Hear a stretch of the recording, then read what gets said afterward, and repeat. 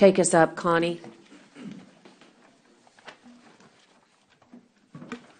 You're welcome to call them and let them know we are getting started, but we have been waiting. And so I will gavel us in this morning and welcome you to this Commissioner's Court. As I call this meeting to order, I would ask that you all stand, please, for invocation. And please remain standing for the Pledge of Allegiance to the United States of America and to the Texas flags. This morning we have a student minister with us from Second Baptist Church, Aaron Beasley, and welcome and thank you for bringing us a prayer this morning. Father, we just come to you at the beginning of a new day and just excited for all the possibilities that it holds. We come to you a broken people in a broken world, and we just confess our shortcomings to you. And we just trust you as the one true good and just, and also the giver of all good things. And so we just pray this morning that you would give us wholeness, that you would just shower us with your peace like a blanket, that you would bring minds and hearts together as they do business of the day, that you would just let the needs of the people of our community just rise to the forefront, and that as we of this court just lean into that business for the day, that you would just help everybody work in one accord and to work towards not only just the mundane matters of the day, but the tasks that need to be restored and the brokenness in our community that needs to be dealt with, God. And we just pray that you would just be here in an extra special way with this court today, that your hope, that your love, that your peace, that your joy, they would abound, even just as the regular tasks are discussed, that your presence would be felt and that you would be glorified. We pray this in Jesus' name. Amen. I pledge allegiance to the flag of the United States of America and to the republic for which it stands, one nation, under God, indivisible, with liberty and justice for all. Honor the Texas flag. I pledge allegiance to thee, Texas, one state, under God, one and indivisible.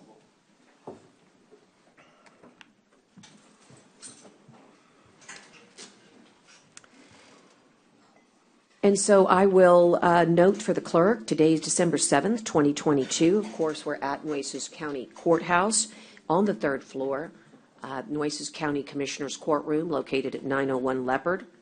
And we have a quorum established. Commissioner Hernandez, Gonzalez, Chesney, and myself are here. When Commissioner Amatis joins us, I'll note for the record that he has either come in by Zoom or in person. I'm sorry, I just noticed he will be on Zoom, so let's look for him when he joins, and we'll note that for the record. I did not note the time, Lorenzo, but I'm calling it at 8:40 a.m. when we began. At this time, I'll look for announcements on disclosures of conflicts of interest. Those would be any conflicts of interest or appearance of conflict of interest with items on the agenda that shall be declared at this time. Members with conflicts will refrain from voting and are asked to refrain from discussion on such items. If a conflict is discovered later in the meeting, it shall be disclosed at that time. Are there any that need to be turned in or affidavits filled out at this time? Okay, hearing and seeing that we have none, I'll move to ask for your attention for Timothy Everest, our risk manager, who will provide an important safety briefing. Good morning, Judge. Good morning, Commissioners. We're meeting here today on the third floor of the Nueces County Courthouse at 901 Leopard Street. The restrooms are located on the right-hand side of the third floor atrium as you exit the courtroom past the Human Resources Office. Please note there's a fire extinguisher located at the rear of the courtroom. In addition, there are 5 fire extinguishers located throughout the third floor atrium area as well. In the event of a cardiac emergency, an automated external defibrillator is located on the atrium wall next to the Human Resources Office. Participants today responsible for dialing 911 will be Connie in the event of an emergency. In the event of evacuation, the egress route will be down the atrium stairs, exiting the La Pond Street entrance, and assembling in the parking lot across the street. Should there be a need to shelter in place, court attendees will remain in the courtroom. Depending upon the severity of the incident, the courtroom's double doors will be secured and remain secured until given further instructions from the Nueces County Sheriff's Office or other law enforcement agencies. Our shared safety topic for today is December is National Safe Toys and Gifts Month. That concludes my safety brief, Your Honor. Okay, and I thank you for it. At this time, I will move to public comment, and I would remind everybody that I've got a sign-up sheet, so if you didn't get a chance, please let us know, and we'll put this back at the room. And Ron, good morning. Go ahead and take the microphone. You did sign up first, and just remember to announce your address, your name, of course, address for the clerk and for those online. Good morning, everyone. Ron Graben, 202 Surfside in North Beach. And I am the president of the North Beach Community Association. It's a pleasure to be here with all of you. I want to address the breakwater issue. I know that there is funding that is available, and hopefully we're going to be able to vote on that and secure the $15 million that has been talked about for the project in North Beach. Not only am I the president, but I'm a resident there, homeowner, and I'm building a brand new home on the beach. The old timers tell me the beach was a lot further out before, now it's eroding away. So I think common sense tells us we have to do something. We just can't keep doing the nourishment program. This is the first time, to my knowledge, that money has been allocated to this regard, that we can take advantage of it. So we ask that, I ask that you take advantage of this unique opportunity and protect our beaches. There's a brand new park that the city is putting in next to me. It's called Surfside Park. They're going to redo it. It's going to be beautiful for the children. But if we have a breakwater out there, it would be well protected against any type of storm surges and things like that. So thank you very much for your time, and we do hope that you will not only approve this, but approve the amounts and not reduce any amounts that would be allocated for that project on North Beach. Thank you so much. Thank you, sir. The next person will be Miss Carrie Meyer. Good morning, County Commissioners and County Judge. My name is Carrie Meyer. I live at 4401 Gulf Breeze Boulevard on North Beach, and I'm here also in support of the Breakwater Project, the Living Breakwater Project. I have given to the woman in black a piece of paper to hand out to, all of you guys at whenever during the day. It's a letter of support from North Beach Community Association. I'm the secretary. Ron is the president, like you said, and Lynn here and Ann are members. So that letter of support is actually not dated today. It's dated, I believe it's 2019 or 2018. And that just shows how long our group has been supportive of this project. It's not a new idea. In fact, I think our group kind of came up with it in about 2010 by looking over at downtown. I mean, we're on North Beach, we're looking over at downtown going, golly, look at that breakwater over there. Isn't that nice when the storms come in and the shipwakes hit, they're not affected like we are. And, leaders a long time ago decided to build that breakwater around the downtown seawall and to protect their investment. And I also just wanted to say that, I go to city council meetings a lot because so many issues on North Beach are city related. And the city has been doing a lot of stuff for North Beach lately. And we're positive about that. But I don't come to county commissioner meetings because not very often does North Beach come up on your agenda. This is the first time I can think of that you actually have an opportunity to do something directly for the city of the people of North Beach, your constituents, and all the tourists who come to our city, as well as all the people who work there, all the people who own businesses there. And so it's really something that you can do for us And so I'm really appreciative of this exciting opportunity that you have, and I encourage you to follow through and go ahead and use that funding that has been discussed all along. I think it's 14 million or 15 million to do this project. Because if you reduce that number, we don't know if it's going to be possible to even do the project. It's not just we'll do half of it. I think that number. The city funded the $250,000 study by Mott McDonald, and that's the city's investment in this. But really, it's not a city issue. And it's not even on city land, it's out in the water. So anyway, I just want to thank all y'all for bringing it this far, and go ahead and send it across that touchdown line. Thank you. Thank you. Mr. Peter Davidson.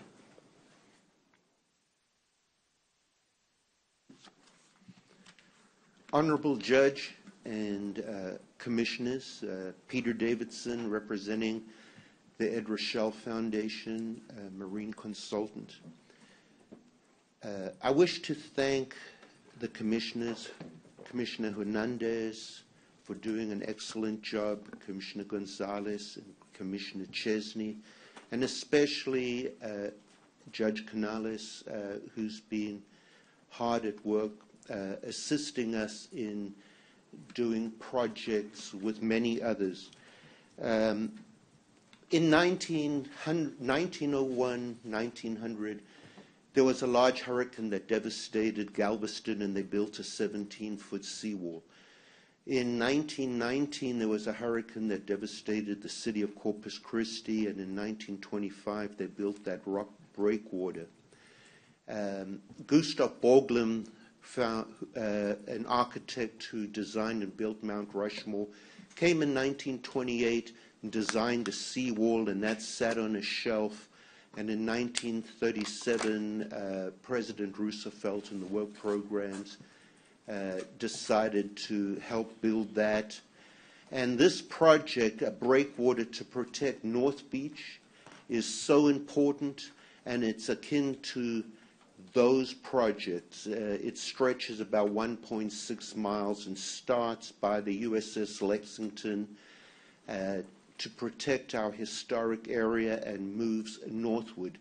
North Beach on the handout is one of the first places where General Zachary Taylor came and camped on the beach. Was the first place the United States flag was flown here on North Beach, and it's very historic.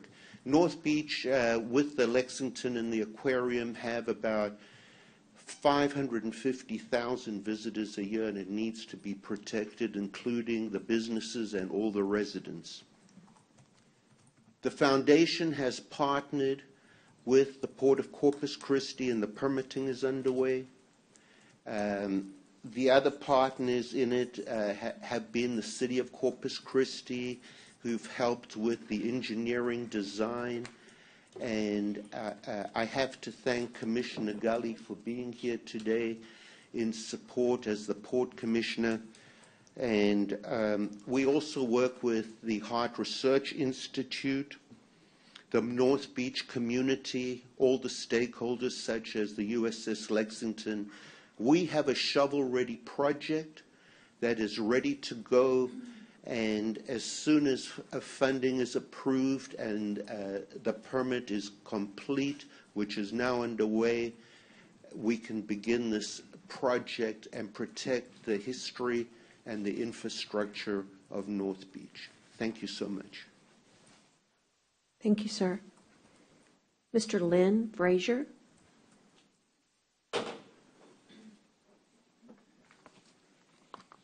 Thank you, Judge Canales. Yes, thank you. It's great to be here this morning.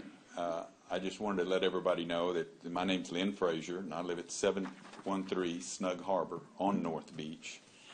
And I moved here to Corpus Christi, Texas in the year 2000. So I've lived here in Corpus for 22 years. Before I moved here, I traveled the world for 18 years. I've been to Australia, New Zealand, Indonesia, China, Japan, Middle East, West Africa, Venezuela, Colombia, Brazil, Mexico, been all over the place, 6 of the 7 continents anyway.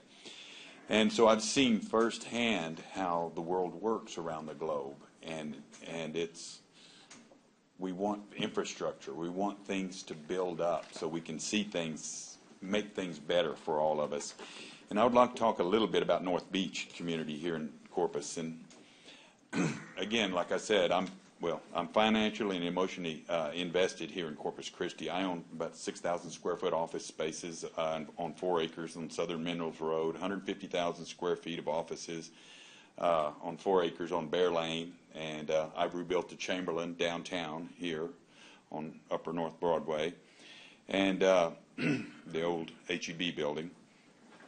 And I have Fajitaville and Hotel DeVille on North Beach, on the beach front, sitting out on about 3 acres. And a little further up the beach, I have 5 acres of just raw land and beachfront. And also have Marinaville, which I lease from TxDOT, and on Nueces Bay. And I'm also finishing up Lighthouse Point on Nueces Bay. And right beside the Harbor's neighborhood where I live, and own a couple other rental properties there. So you guys can see just how invested I am in Corpus and how much I love this town. And I'm wanting and wishing this area to improve, and this is the very reason I'm here talking to you guys and want so badly to improve our North Beach and shoreline area. Building our proposed breakwater and breakwater islands for North Beach would help North Beach so much. Presently, I sit there at Fajitaville and I watch these 1-2 foot waves constantly churning and just washing our sand away there. And that's when these ships, where it's worst, is when these ships come in and out of our port. It throws up this 1-2 foot wave. And but when they're coming into our world-renowned Corpus Christi port. The port's now building this huge bridge, or the TxDOT is, over the port to allow much larger ships to enter and leave our port, which is awesome. It's going to be great for the community and everything. But North Beach, the aquarium, the Lexington, our condos, our housing, all need protection from these much larger waves and beach erosions that are about to happen. And this new traffic is going to create that. And so you can imagine what a ship half again or twice that size, what kind of wave it's going to push out. So we really got to watch this. And as we all know, we have a huge amount of beach erosion with these. We will have a huge amount with these bigger ships and increased traffic, and it will get much, much worse. But this is the very easy problem to fix with the proposed breakwater and breakwater islands that we've been talking about. And when our proposal, and with our proposal, this will protect all of North Beach population as well as give us a very attractive coastline for everyone living on and coming to North Beach to admire and appreciate. And I just want to thank everyone for your time.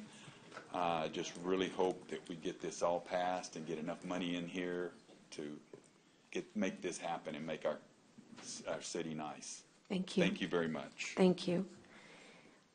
Dr. Xavier Gonzalez.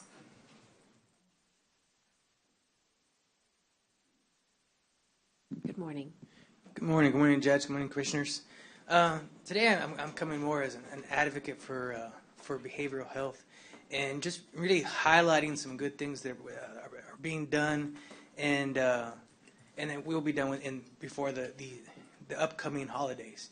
As we all know, holidays can be a little bit stressful, and especially when it comes to mental health. And so what I really wanted to highlight and what I have here is just basically some cardboard signs that the Sheriff's Office has printed out and made available, and that the Department of Behavioral Health Programs is working with him to make sure that these signs get spread out throughout the community. That way that there's awareness to what available resources there are to behavioral health throughout our community. And so I really want just to highlight that to y'all and to those in here in the room and to those that are online, just that we really want to make sure that there are programs that are out there if someone needs help, and we have these here. Cool thing about them too is that not everybody is on there, because otherwise we'd have lots of signs. But we do there is a QR code that gets access to different numbers of the different services that are out there. So today was more of a highlight, saying that our sheriff's office is doing good things and trying to help our community as well. So thank you. Thank you so much. Is there anybody else? How about online, Connie? Anybody online? All you have to do is put your virtual hand, the icon of the hand up, and we can call on you. Okay, and nobody else in the audience, Deputy? We're all clear? Okay, so I've signed up. JJ, yes, Dr. Gully, you, and then I'll speak for JJ in just a moment. I'm Brian Gully. I'm the president of the Coastal Bend Basin Estuaries and the Port Commissioner of the Port of Corpus Christi. And I kind of agree with everything I've heard so far. I think this is a very important project. And I actually was involved with renourishing that beach one time many years ago. It's a very expensive project, and what this will do, and we haven't really stressed that very much, but it'll help protect the erosion on that beach. It's going to save probably the city of Corpus Christi millions of dollars in the future of not having to renourish that beach as often. It'll also protect the Lexington, which is having some scouring issues. The port's very much in support of this project. And I think we just need to keep in mind that we need to get together as soon as possible on this and get the scientists involved and to make sure we've got everything prepared to lock in this money so we have this money to use. So we're prepared to work as soon as possible with Bays and Estuaries, with the scientists, with all the other stakeholders, try to bring the city in because I think they should participate in this as well, and all work together so that we make this deadline of February the 21st, and that's our only concern. So we're very excited about this program. It's a great project, so thank you. Thank you so much. Anybody else? Yes, sir. Please. Captain, welcome.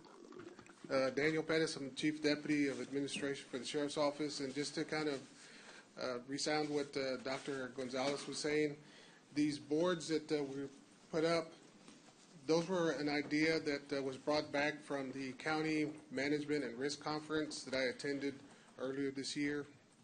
And because law enforcement and corrections is not necessarily considered, I guess, a factor when we deal with health services or mental health services, we thought that it would be a good idea because we're not exempt from needing these types of services.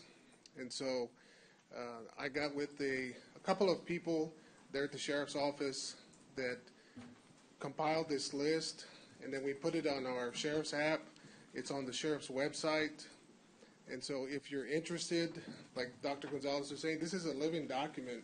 If you go to your Google Play Store or the Apple Store and download the Sheriff's app, the same resources are available online. It's a living document. It's going to be changed frequently. As soon as we posted them, we were receiving feedback that we left somebody out. So we're going to have these as a living document so they'll be available to the community and all our staff and anybody here who lives in Nueces County or that's visiting here. So. Thank you, Chief. All right, thank you. Thank you so much. Okay. Anybody else?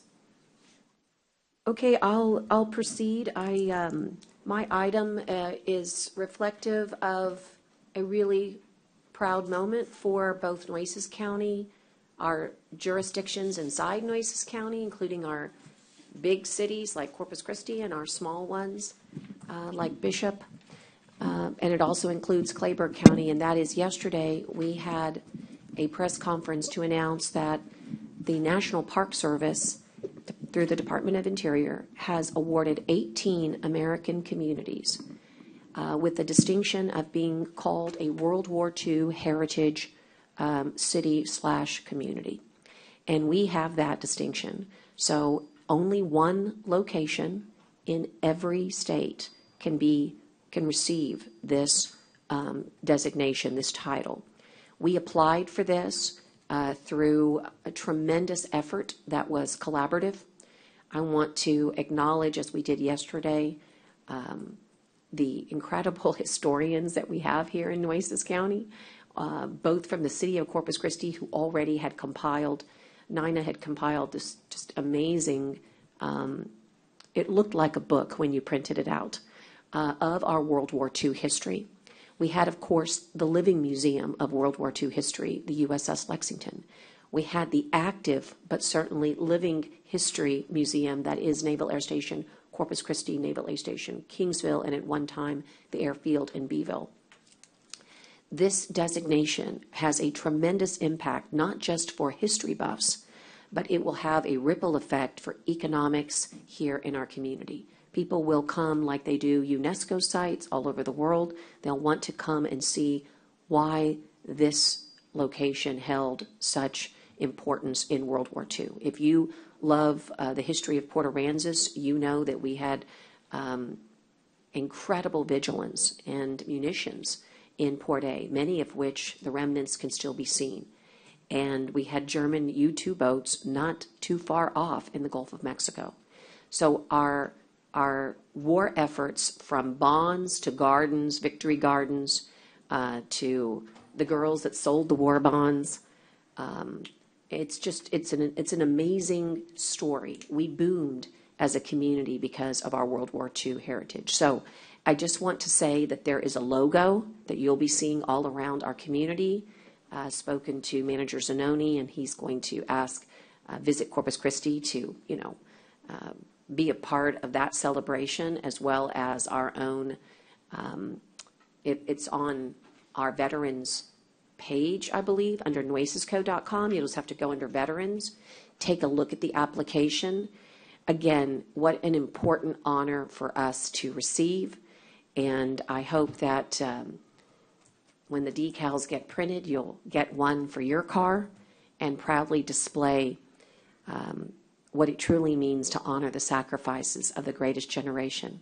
Today is Pearl Harbor Day. I think it couldn't be more fitting that we celebrate this designation today of all days. So the day doesn't just live in infamy, but it lives as a testament to what our freedom has cost us. So please join me if you can, if we finish in time, at 2 o'clock on the Lexington. At 10 a.m. this morning, if you don't have to be in this courtroom, please go to Sherrill Park to participate in the Pearl Harbor celebration and remembrance. And so I just wanted to say thank you to our Veteran Service Officer, J.J. De La Cerda, Scott Cross, who actually brought forth because it came out of national parks, coastal parks pegged it first. And anyway, an amazing collaboration, and Clayburgh County is overjoyed, as I am, to make this a part of our new living history. So with that, those were my comments on World War II, and I will ask if there's anybody else. Okay, great. We will proceed. We have one special recognition today, and that is December 8th, which is tomorrow, but we're going to celebrate it today as Special Hearts Day. And I would ask Belinda to read that recognition, and we have special folks with us. Sherry, I know you're here with your special group, and we'll give you a moment to address us. Belinda? Whereas Special Hearts in the Arts provides individuals with special needs the opportunity to explore art, music, dance, and theater, which gives our community the gift of experiencing the unique and special abilities each talented Special Heart expresses with joy.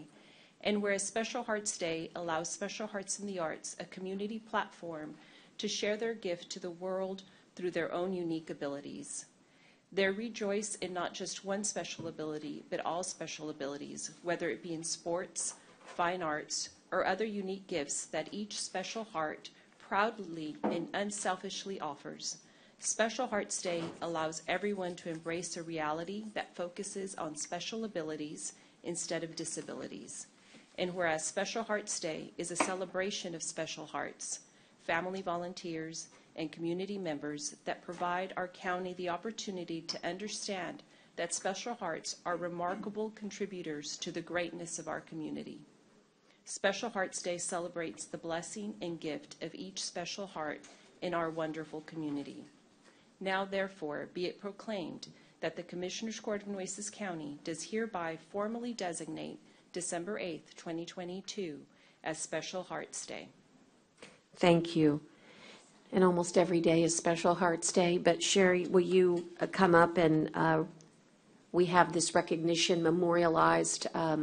Is there a motion to pass such a recognition today? So moved. And is there a second? Second. And we'll call for Sherry to have some Good morning, discussion. everybody. Thank Good you morning. so much for having us. Judge Canales, commissioners, thank you. Thank you for your support this year, too. It's a little hard to run a nonprofit and stay above board, and you guys have stepped up and helped us various times and with your gifts, and we appreciate that. Some news about Special Hearts in this last year. We are growing very fast. We have performed all over the city for different events. We got to see you 4th of July at one of our events. But our Special Hearts are growing in strength and confidence and sharing their talents with others. Annalisa is one of our Special Hearts here, and I'm going to let her say what is special about Special Hearts. Hi. Hi, Annalisa. Oh, my God. We do dance and art, sing, and have fun with our friends. That sounds wonderful. Very good, very good. What's your favorite thing to do? Dancing. Yes. That's great. Mine too. And she's very good at it, and she helps teach some of the other kids a lot of times on dancing. And your proclamation was perfect, where you said they have special abilities, not disabilities. And that's what we always point out. I think every person in the world has a disability, so I point out the disabilities. We all have special abilities also, and we so appreciate it. We have one of our board members here, but I know he doesn't want to speak, but thank you for coming, Mr. Lerma. Or do you want to say something? Okay. But I appreciate the board members and all that. We have also moved right down the street from you. We are on 823 Tonkawa, right across from the post office. So we have a new home that we're just moved into this last week. You're welcome to drop by anytime and visit. Okay? Thank you so much. Thank you, and God bless y'all, and happy Christmas. To you as well. Thank All you. those in favor signify by saying aye. Aye. Aye. We have this beautiful recognition signed by everybody but Commissioner Modis. Would you like to take a photo with us? And he was our commissioner. And Is he okay? well, he's not with us today, but I was wondering if maybe we'll get him to sign it, and then maybe we can deliver it since you're so close by. Does that sound like a good plan? But we could take our picture right now. Okay, let's do that.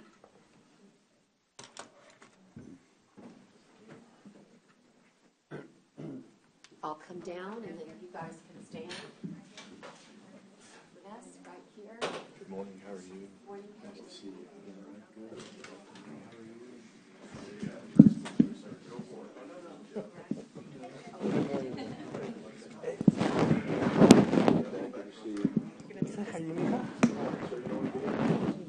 Good. She can get you a picture if you want to get in. Come on in. No, you want to come up here? Yes, sir. Come on, Will. She's a good picture taker. You want to take one step this way. Perfect. I told you she was a good picture taker. 1, 2, 3.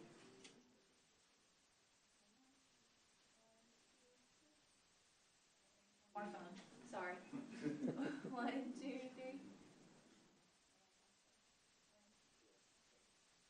Thanks. Thank you all very much. Thank you. Good job. Thank you, sir. very much. Good job. Thank you. Thank you, sir. Good job. Thank you, ma'am.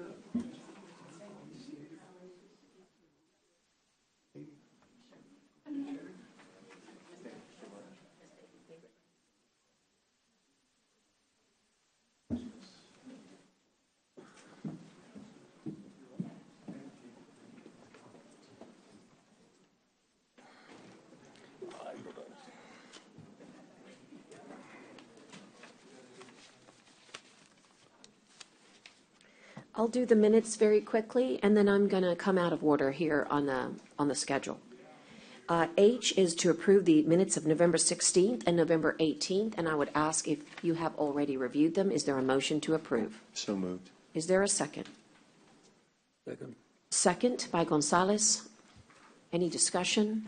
Hearing none. All those in favor signify by saying aye. Aye. Aye. Aye. Okay. And because Dr. Stanzel is with us and she is out of town at an important event representing Coastal Bend Bays and Estuaries, would you all please turn to item number 5? And item number 5 is discuss and consider the adoption of resolutions supporting the increased state funding for the Coastal Bend Bays and Estuaries program by the 88th Legislature. And Belinda, okay, I've got to, do you want to read it? Or how about the whereas? Would you like to just? And second, just to. Okay, motion and a second. Go ahead and read it for the record, and then we'll, Okay, go ahead. I'll read it quickly. If it's too long, you It's know how fine. to cut it. Whereas the Coastal Bend Bays and Estuaries program is dedicated to researching, restoring, and protecting the bays and estuaries of the Texas Coastal Bend, and whereas the Coastal Bend Bays and Estuaries program receives private and governmental funding, including state Texas Commission on Environmental Quality funding, whereas Coastal Bend Bays and Estuaries program is seeking additional state funding to support its many projects and implementation of the Coastal Bend Bays Plan to ensure healthy and productive bays that continue to support the local, state, and national economy. Now, therefore, it be resolved that the Commissioners Court of Nueces County does hereby support increased state funding for the Coastal Bend Bays and Estuaries program by the 88th Texas Legislature. Thank you so much. We have a motion and a second. And Dr. Stanzel, I would imagine that you're happy with that motion and a second, but do you have any comments? Or Dr. Gully, you don't have to. I'm just calling for that discussion at this time. Well, thank you, Judge, and thank you, Commissioners, and I apologize for not being there in person. I'm at the Restore America's Estuaries meeting this week in New Orleans, and so I'm joining you virtually, and I just appreciate the opportunity to, work with the county again to try to, realize a state funding increase for our program. We worked on this 4 years ago with y'all and got pretty close, but we didn't quite make it over the finish line, and so the idea here is as much as possible getting support from not just Nueces County, but other local government partners that we have in the area to push forward the state funding increase. But this is really, Nueces County has been such an integral part of this and leading this effort. And so I just appreciate that and thank the Commission for all their continued support. And, we'll hopefully see this through this time. And with us here, Dr. Stanzel, Bob Hollison, and Brian Gully. Yes, once again, I'm Dr. Brian Gully. I'm honored to serve as the president of the Coastal Bend Bays and Estuaries, and also as a port commissioner. And as Port of Corpus Christi, we contribute, I guess, the biggest contributor to this operation of this very great organization. I think last year we contributed $168,000 to this organization from the Port of Corpus Christi and are furnishing them their office space in our old port building. So with that, I want to turn it over to Bob Paulson, who's Executive Director of the Coastal Bend Industry Association and probably our longest serving board member in existence. He's been there forever. So, and I'm going to let him kind of explain what the organization is and how it impacts the Coastal Bend. Thank you. Thank you. All right, thank you, Brian. Good morning, Judge. Good Good morning, morning, Commissioners. Thanks for the opportunity to be here with you this morning.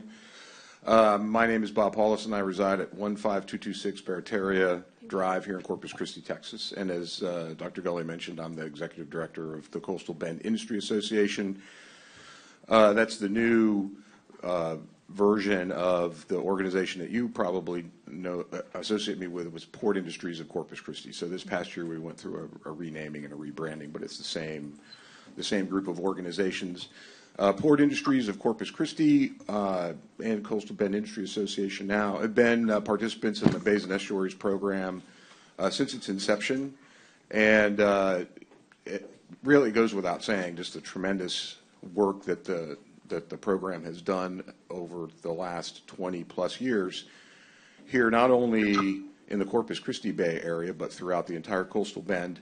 And during that time, it receives funding from a variety of sources, TCEQ, EPA, industry, the port, the municipal or the governmental jurisdictions in the area. But as has been mentioned, the contribution from the state is important, and I think more importantly, it's been at the same amount for virtually the 20 years that the program's been in existence, and the program does a fantastic job of making best use of the funds that it does have, but it would significantly benefit from increased funding. So really appreciate your support and encourage adoption of the resolution. So thank you very much. Thank you. Excuse me, Judge. At this time, I would like to table item 7. Okay, number 1, we are on item number 5. Okay. Okay. I just thought I'd let you know. Right, but I'm not going to take or hear any motions until I call on it. Alrighty. Item number 5, all those in favor signify by saying aye. Aye. Aye. Okay.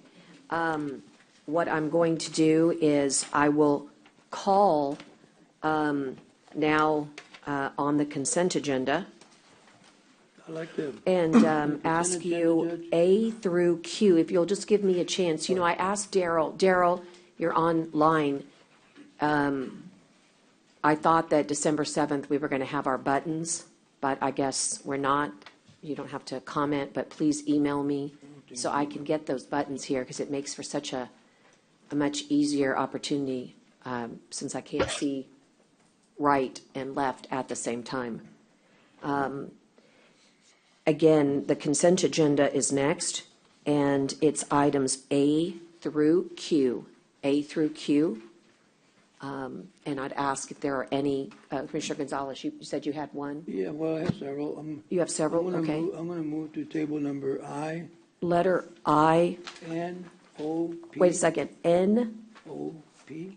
O and P. And J.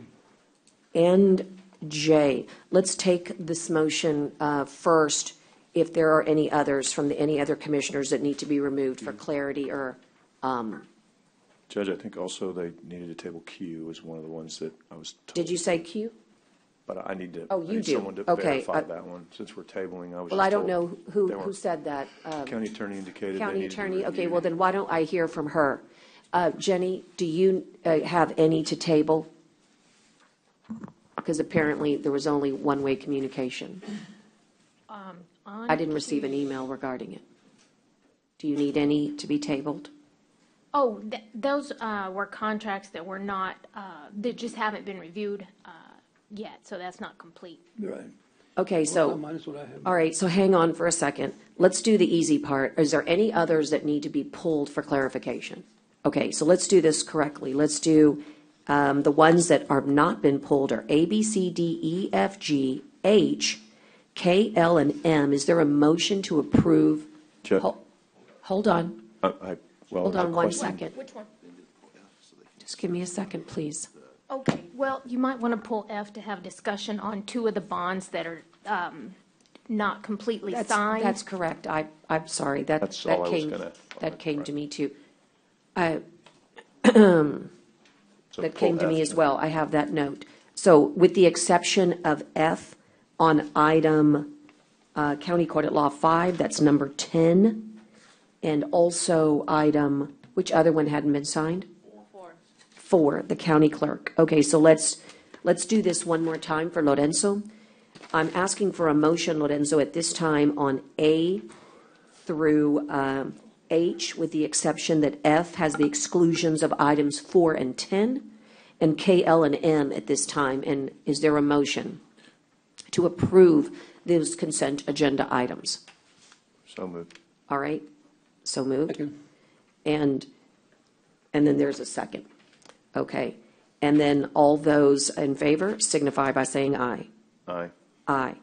Okay, and then on item I, I'll hear that now. It's a sole source purchase on regarding one solution, and it's the annual maintenance renewals.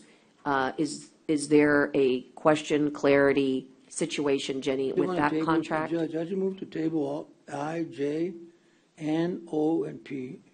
Well- That's my motion right now, is I don't hear it. Second.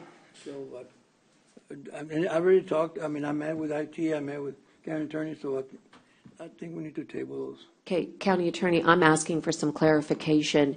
Are any of those in jeopardy of, for example, expiration where the county could be, in peril? If not, I don't have a problem with it, but to have no discussion on it when it's on the consent agenda, there must be a reason that you could offer here to help for clarity for the people's sake who are listening. My understanding is that there's no danger of that. They Okay. can be reviewed. However, Judge, they were not submitted to our office in a time, to give us time to do that. And have you addressed that issue with the department head? Yes, we have. Okay, and will he be ready, to submit on December 14th I again? believe most of these should be. However, as you are aware, many of these come with voluminous additions and attachments that simply take time to review, and we are doing our best to do that. And I just for clarification also, Judge, two of them has to do with financial resources that weren't clear, and IT wasn't really clear either, so that's why I included N and P on there. So the question, I guess, is, because he hasn't made his motion specific yet, do you want it on the 14th, or So- do you want it in January? Because I don't Well, want wait. to have to review voluminous things either at the last minute without you doing it. So I'm just asking that as clarification, because he has not yet stated when he wants to table it to. I don't know which ones, because we don't have all the documents gathered, are the largest to say which ones could be absolutely accomplished on the 14th. So, Okay, Commissioner Gonzalez so- would, if I could, I know my motion would include P and N for January, because I know that according to IT, that they really need to go back and research the financial resources and Okay, well, the increases per year for the next 2 years. So. be an N. Daryl, is that, NP. all of these come from, look, I'd like to at least announce them so that, I mean, we're tabling them, but on I, it has to do with one solution, J has to do with asphalt. Is there, to me, I would like to know on J what the issue is there, Jenny, because it looks like it has to do with road material. Will that delay a road? If it looks like it's an execution of agreement. We've already approved it as the court. Could you explain what the issue is there? The issue is the same without actually having the documents in our possession to Okay. review. In their entirety, we cannot advise the court on whether the choice of law is appropriate, as we found in documents given to us. We cannot, talk about indemnity, because we simply have to see the words on the paper. So can I understand. And then I'll ask, I think Commissioner Chesney has a question here for you, but like on buy board contracts, we've gone over this multiple times. You're not going to change those buy board contracts because they're executed in privity with the state of Texas. How is However, that? it is our job to advise the court when there is a part of the contract that is not favorable or is not acceptable.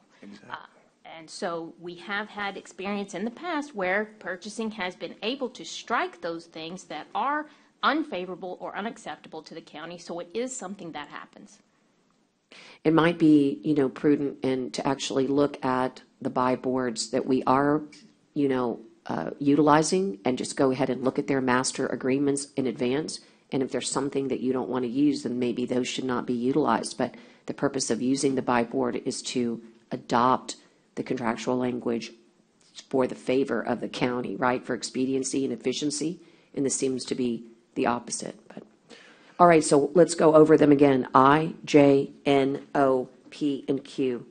And you don't believe any of them are going to result in what I would call, I was concerned about the odysseys and the all the ones that deal with IT. Daryl, you can bring it back. You can get her everything she needs. Yes, we do have those. Those are previous agreements. They're not new, they're just renewals. And the Tyler goes all the way back to when Lance Murphy was still here. Mm-hmm. So this is year 3 of that, which is due I did discuss a little bit with the county attorney yesterday, and they were concerned, seemed to be the Delaware corporation that they have in the agreement, but nothing that would change the cost is in there. And then the Microsoft one, that's very straightforward on our, that agreement was done last year as well.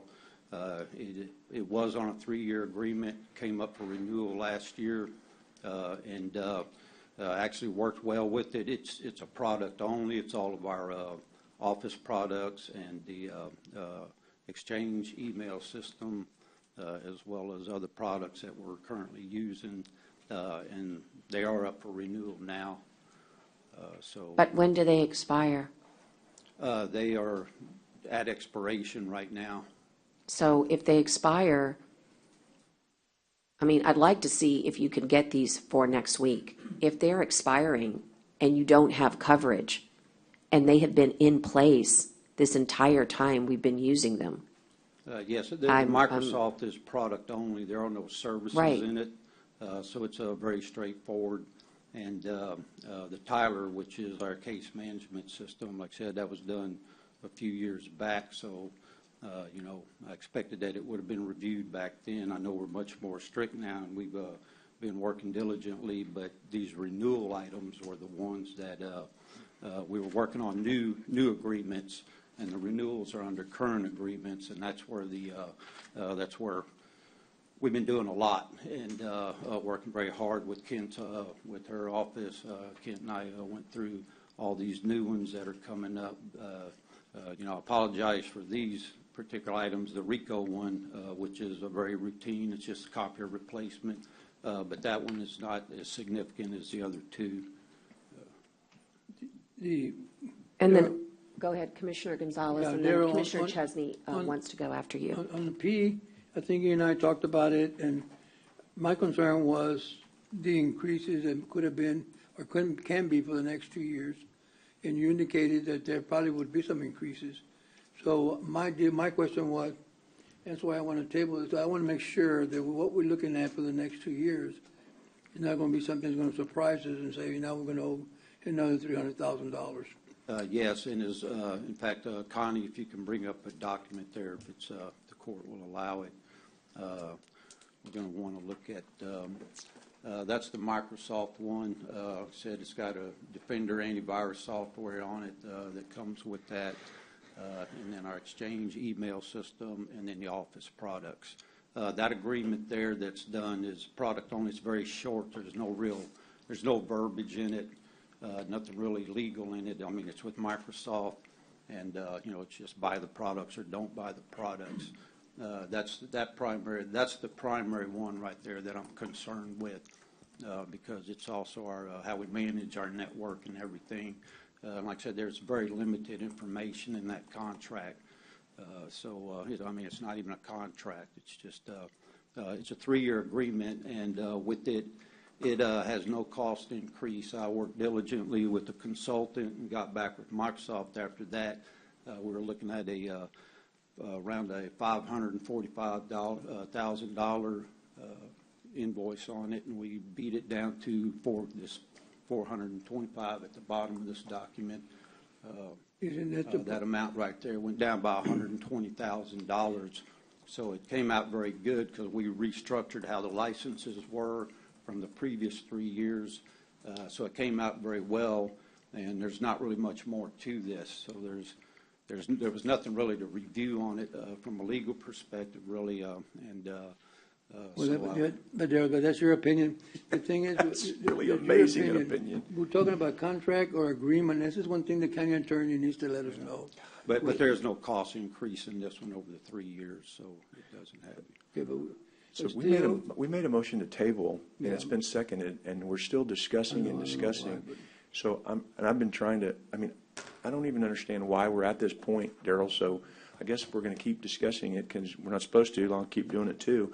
But why are we at this point? Why didn't this get taken to county attorney well before it was up for renewal? Did you do that as the department head who's responsible for this? Because you're sitting up here representing that there's no big deal, but yet we end up with contracts all the time up here that we go, man, if we'd have given the county attorney more time to review, or man, this isn't favorable. County attorney's trying to do her job. So why in the heck wasn't this presented to her way back when it should have been, and it got to this point? Because did you let it expire without bringing it to county attorney timely? No, I didn't know that the renewals were these types of renewals had to be done, like the new agreements that we're working on. But you're the department head of IT that's responsible for the oversight of knowing when these contracts are up, correct? That's your responsibility. Yes. Okay, so then this, quite frankly, is on you. So you're putting this court in a position because you apparently didn't know these were coming up, even though you're the department head and should know when these things are coming up. And now you're rushing the county attorney, and we're trying to rush her into it. My question earlier, which was pertinent to the motion to table, so again, and I'll take this up with Darrell later, I got problems with the way this is all coming down too, again, with IT. So my question again on the motion to table, which is all we're supposed to be discussing, is, Jenny, how much time do you need to review the things? Because I don't want to approve anything until you sign off on it, because this is the problem we get in all the time. I don't want you coming back and saying, well, this is another bad contract and we shouldn't have signed it after the fact. So I just need to know what date we're tabling these things to. I need department heads, IDA, who work for you, to be held accountable for this stuff. I need you to start having meetings with these department heads on a regular basis and going over this stuff, because I'm not starting January like this. I'm not going into this stuff where here we are again, rushing the court into something because somebody didn't do what they're supposed to do. So he reports to you, you're responsible, so the buck stops with you, but this is an IT deal. So this needs to be documented that here we are in a bad situation trying to figure out how to rush all this. And I'm not rushing the county attorney to tell her to give me an opinion. If something goes wrong, then that's on IT, and that's on you, IDA, for not, doing this right. So Jenny, back to the very simple question I ask is, on these items, how much time do you need? When do they need to be tabled to? That was all I was trying to get to a long time ago, and yet we've had a 30-minute discussion on this. Can we go one by one and ask that question, Jenny? The first one is, would you like that one December 14th or January 4th? And we'll start making notes, because some are different than others. For example, N is not, you don't need to do anything. It has to do with a funding question. So. But my deal, I make the motion, Judge, but N will be in January. And when I make a motion, N will be in January. And I'm okay with that, as long as I think we can just do them all that way, but for if any of them are deemed by the county attorney or the department head that's responsible for it that it needs to be sooner and it can be done realistically, then that can be brought back on the 14th, if that's okay, Commissioner. Yeah, that's fine. Because and Jenny may not know the answer to all this, but I mean, this is ridiculous. I don't want to put pressure on her either to do it, but he has to have time to review it. We do know I believe I can be done very safely by the 14th, not a problem. And then J is the asphalt. J should be ready safely by the 14th also. Okay. That one's not. All right. And then what about the Microsoft and the Odyssey and the Rico? Now, Microsoft, I'd like to get back to you later in the day, perhaps. That has already expired. That expired 11/30/22. That's my concern. And so I can't tell you sitting here today what the ramifications of that will be as far as the renewal. So could the ones that we know can be tabled to the 14th because you think will be ready would be I and J. Any others on here that you know will be ready on the 14th? And if you don't, I am not pressuring you. I want it to be done right. Yes, O is the Microsoft. What? O is the Microsoft, and I can get more information throughout the day because these things Okay, are being reviewed. we'll hold back on O then. Well, no, I mean. She said she'll get us an answer Right, I'm at just the end of the day. Which ones for sure are okay for the 14th? And That's probably it. She said I and J. So then, Commissioner, would you? I, J, and O. No, she doesn't know about O yet. We're going to wait. She can work on it. Well, my suggestion would be to make the ones that we know will be good on the 14th, come back on the 14th, table the others till January, unless they are ready, and then be brought back on the 14th. Back the 14th. That's how Jenny, the Microsoft can wait till the 14th, and the others can wait till the 4th. I can work that out with the vendor because Okay. I'm not going to put the county attorney in any situation here. I apologize for this because I didn't know that renewals that were already under agreement would be subject to the stringent stuff we've been doing with the new ones. But I'm not going to pressure the county attorney or the commissioner's court. I will go back to the vendor, SHI for Microsoft, and that one can be put off till the 14th, and the others can be put off till January 4th. And that's P and Q, or I'm just making sure that. Yeah, that's correct. That's P and Q. Q is the RICO one. That's just a copier replacement, and that one can wait till the 4th. Okay, so then. And to the 4th. And N is not Daryl. Right, okay. N So, is But I'm Michael. making a motion to. I know, but we're trying to I know, figure so out how to IJ do this and with the IJ and O dates. can be on the 14th, and if it's not ready on the 14th, then we'll deal with that then. P and Q can go to January 4th, is what Daryl's saying, so that leaves us with N. And N he wants to table it to January because of the funding, but I would like to remind Commissioner Gonzalez that the funding has already been established by the court, and it was ARPA, and it was done cumulatively for 3 different offices, and IDA can confirm. So if I were you, I'd like to see that one on the 14th, because we've already done the Motion funding. for the 4th, Judge. Okay, so what's, I mean, you're asking a question about the funding. The funding exists already. When I talked about the funding with Darrell, there were some questions that I didn't. on N? What was your motion, Commissioner? Wait, but what you're talking on N, Commissioner? I'm just trying to figure out. N. Daryl, are you N is in unaware N. that the funding for all the case management software was appropriated by the court? I just want to know whether you know that or not, so we can get that to you. The funding for the Quincy? Yes. With the medical examiner?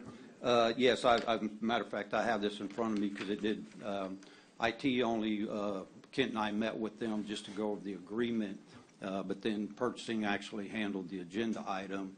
I have reviewed it, and it looks okay, but I think commissioners would like to make sure that is the only thing that will work for them. And Jenny, take have you another look reviewed at it? Have you reviewed N? Let's see, I believe, hold on. N is an authorization for a sole source. This is the one, there's only a little bit of information that the court, whenever it does discuss it, would fill in some dates. But as far as our review of that we're done, we're cool with that one. Yeah, okay. So and my only concern from IT was that they had sustained funds for the renewals. If they were going to still use ARPA for that, that's not my call if they can or not. My concern was looking at this and making sure that they could sustain it after it was funded the first year, and if commissioners were comfortable with the dollar amount for the first year. So that one I have no. If it needs to wait, then it needs to wait, and we can review it some more and make sure that the sole source is appropriate and that there was not another application they could look at. Yeah, and I don't love sole source either myself, so I'm not a big fan of sole source right now. So I'm okay with, I mean, so it sounds like L, I and J and O for the 14th. And Dr. Fagan is on the line, as well as Forrest Mitchell. And if you don't, I don't know if you have anything else, I can't recall at this moment if you have anything else on the agenda. But if not, I'm going to suggest that you go outside and visit with Daryl and get him up to speed on medical technology software, as well as our procurement agent, because Okay, call for the question. because you've got the wrong person advising. I mean, you don't know anything about medical, technical, ME software. I mean, you guys need to work We're gonna together take a vote, Judge. to get that accomplished, so. Okay, if y'all would please do that.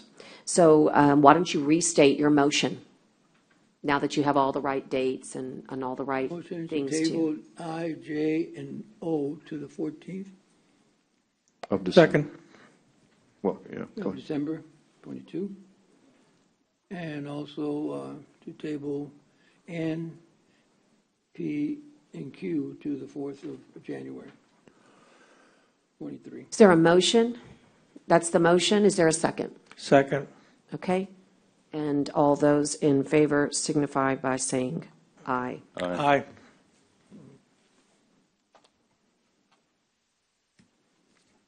I'm a no for the N, for the reason that medical software that's been delayed and has already been appropriated should be in the hands of medical professionals as soon as possible. Otherwise, the administration of justice cannot be had, and that's apparently lost here.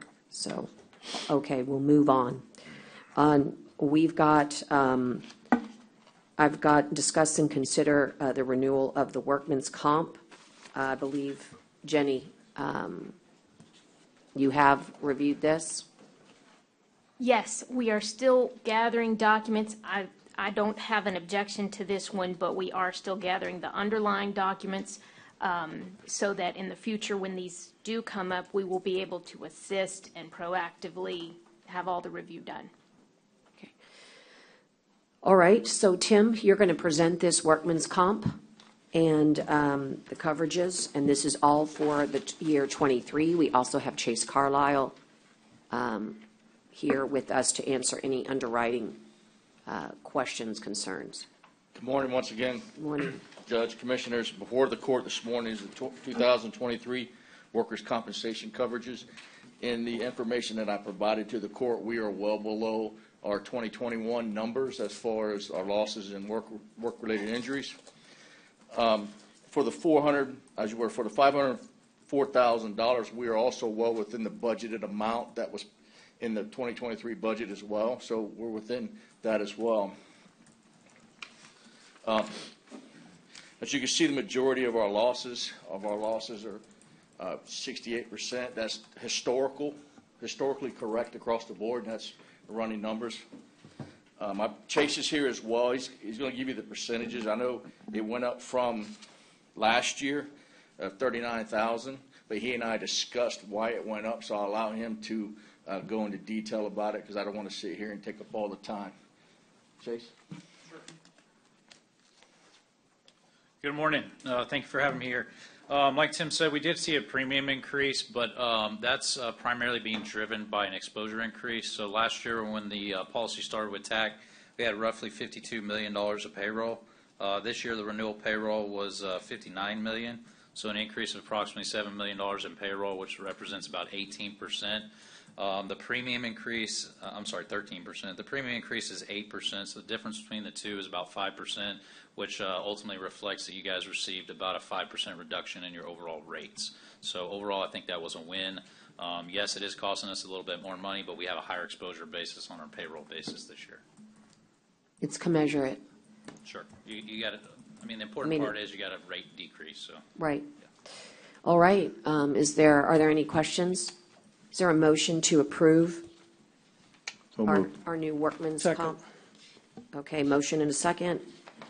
All those in favor for this renewal signify by saying aye. Aye. Aye. All right, thank you. Thank you.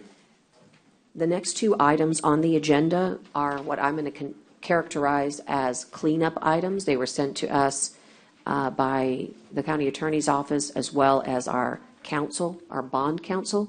And I will read them, but I understand, Jenny, in advance that this is language that has come straight from our counsel that's needed in furtherance and pursuance of the financing. So what it basically does is help firm up the language with regards to what's needed when you are borrowing and you need to state where those dollars are coming from, our INS, but you have to actually refer back to the ad valorem that produces the INS.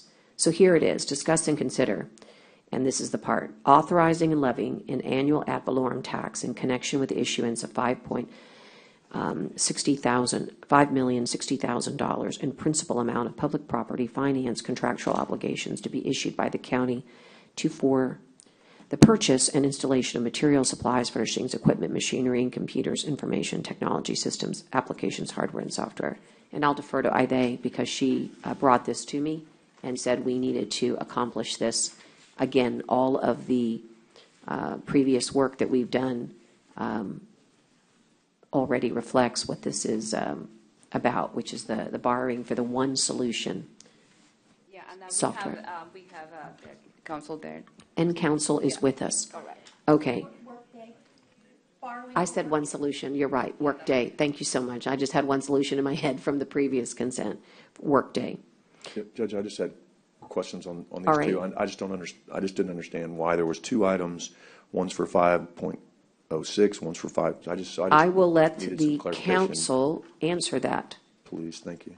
Could you just unmute?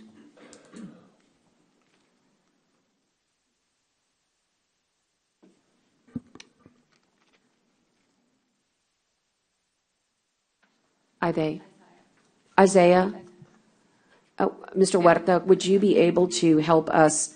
Item 2 and 3 are the items that were requested by bond counsel. The question Mr. Chesney has is, Mr. Chesney? Excuse me, I'm choking. Why it's set up with language to where it's 5.060 and then there's 5.585. I read the resolutions, but there was no explanation of why we're doing this, so I just need to understand why these items are on here and what we're doing, because I just want to make sure we're not. The refunding, I think he's asking you about the refunding, but why don't you Yes. explain it? 2 and 3 is what I'm asking about. Right. But one is Yes, refunding. and one good is morning, everyone, ladies and gentlemen of the court. This is Isaiah Huerta with Estrada and Osa to address the commissioner's question. The item 2 is related to the PPFCOs, which are to fund the software, while item 3 is a refunding and somewhat of a restructuring to help maintain the level tax rate going forward. The initial objective given by the court was to find funding for the software project while also, again, maintaining a debt service and tax rate going forward. And so that's why there's 2 items, one related to the PPFCOs, which is the project fund, and item 3 is the refunding, creating savings to maintain the tax rate. So 3 is simply refunding. When you're saying refunding, that's to restructure that debt and then issue new debt from number 2? 3 is related to a 2015 series that was already outstanding, and we are refunding that portions of that 2015 series and creating savings in the front end, which help create capacity for number 2, which is the software project. Without increasing our debt, and without having to increase our INS tax rate. Without increasing the tax rate, correct. Overall, there is an increase in debt because we are issuing bonds to fund the software project, but it's restructured in a manner that helps maintain, again, the level tax rate of 42 cents. So refunding is a little bit of a misnomer, right? I mean, refunding to most people sounds like you're getting money back. So how would you describe it other than refunding, just to be transparent, right? Because it's not really refunding, because that means you're getting money back. It's a restructuring on a present value basis. It is actually a savings of just over $60,000. Refunding is the correct term. Mr. Huerta, refunding is the correct financial term in this situation. Correct. And I'm just, right, I understand that, but I'm just trying to say it's not, so if the public reads this, and that may be the correct financial term, but in the real world in which we all operate, refunding indicates that you're getting money back. So And we are, sir. There is savings. Right, there's savings, but they're not. That means money coming back. Right, but it doesn't, we're not the connection with the issuance of and refunding bonds to be issued by the county, but he just said we're not decreasing our debt, so we're getting a little bit of money back, but we're still increasing our debt. Yeah, well, because there's two issuances here. So number 3, isolated away from number 2, is a refunding with net present value savings of just over $60,000. Okay. Savings, got it. All right, thank you. All right. Is there a motion to approve and authorize the levying as read for the issuance of $5,060,000 on item number 2 for the purchase of the items that I had previously mentioned that are listed. I'll make the motion. Is there a second? Second. Okay, all those in, any further discussion? Okay, all those in favor signify by saying aye. Aye. Item number 3 is the same, only this deals with the refunding, the restructuring, as was said, and the savings that would be acquired of $5.585 million. And is there a motion to levy this as well in connection with the issuance? I'll make the motion. Is there a second? Second. Thank you. And all those in favor signify by saying aye. Aye. How shall we record your vote on the last two, Commissioner Chesney? I couldn't hear Trying you. to remember, because I can't, that's why I was sitting here trying to remember, Judge, if I need to abstain because I don't have any conflict, but I can't remember if, I think I voted no on these, but I don't remember. That's what I was trying to, It was a no from Jim. I think I'm going to have to, I think I'm going to register no's. You're going to be No's- consistent? No's Okay. on 2 and then yes on 3, because that's a refunding. So no on 2, yes on 3. All Be right. consistent. That way we got you, Lorenzo. Yeah, and I appreciate that. I was just sitting there trying to remember, so. All right. Discuss, okay, thank you. Item number 4 is important because it deals with our newly created Indigent Defense Commission Public Defender's Office and the grant that's associated with that. Commissioners, you know that we've already met our new Chief Public Defender, Ms. Dennis Obregon, and she is getting started. There are movements afoot with regards to the creation of both an office staff and space. However, she did not get hired, and I am going to need some help because I think there might be an error here.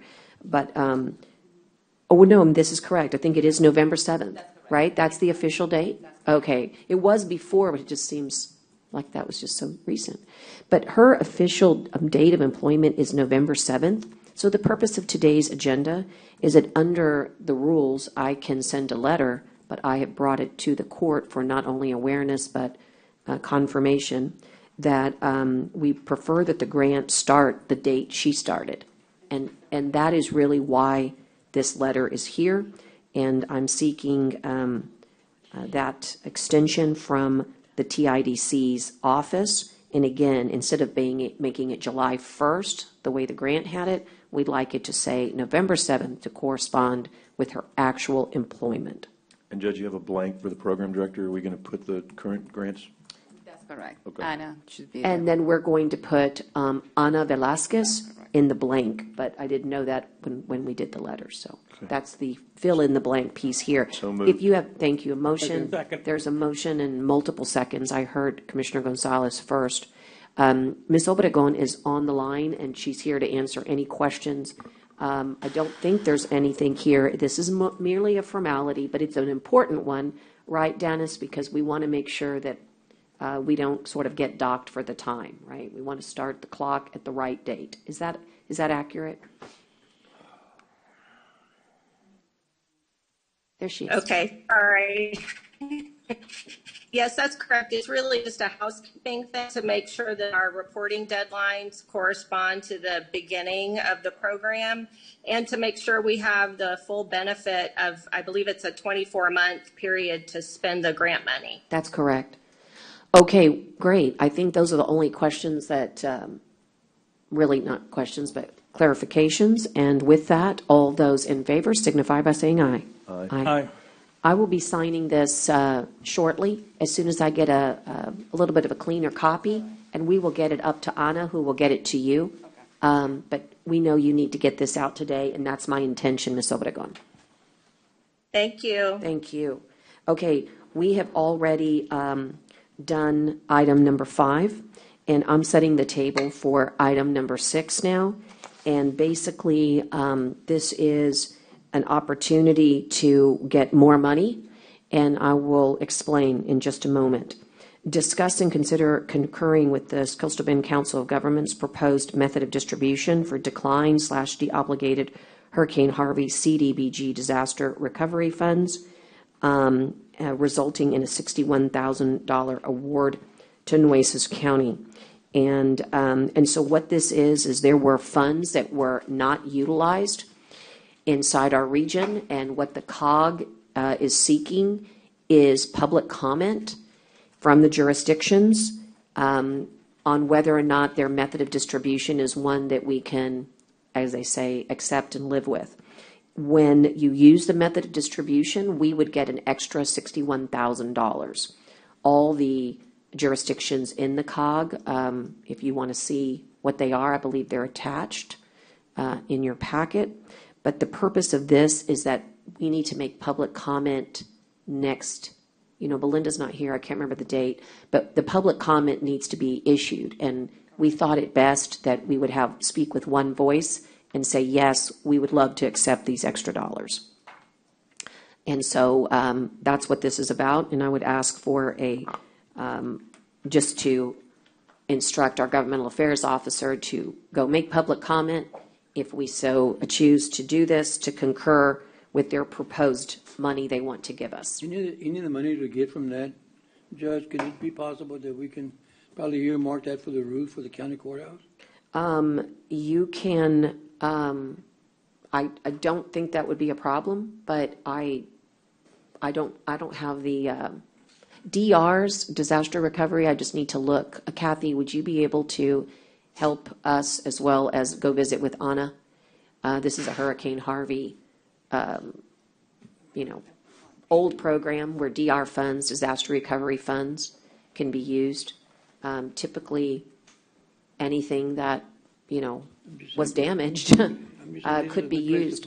I would think that that's another agenda item for another day, but I would say yes. Why don't you, they work with this team real quick, and get back to us on that? Just send an email. But again, the purpose is let's get the money. So thank you. There's a motion. Second. And a second. And all those in favor signify by saying aye. Aye. Aye. Okay. On the next item, I'm fully aware of the intent that you have, Commissioner Hernandez and Commissioner Chesney. It's been made clear to me. I have some comments before I call on you. And because we're so in love with Robert's Rules of Orders, I'm going to remind everybody that until I call on you, no motion can be made. So here are my comments. If you will permit me, I will make certain that I call upon you timely. Okay, first, as you just heard me say, the COG is reallocating the CDBG DR. That is different than the CDBG mitigation dollars. Recently, the COG, and we all participated in it, was able to award Nueces County a little over $31 million for Hurricane Harvey mitigation funds. In October of October 28th, to be exact, of 2020, the county, Nueces County, submitted a proposal under the joint application as well as the individual application for CDBG MIT. Those were the Living Breakwater Islands project and a lift station for coastal parks. Excuse me, Judge. Excuse me.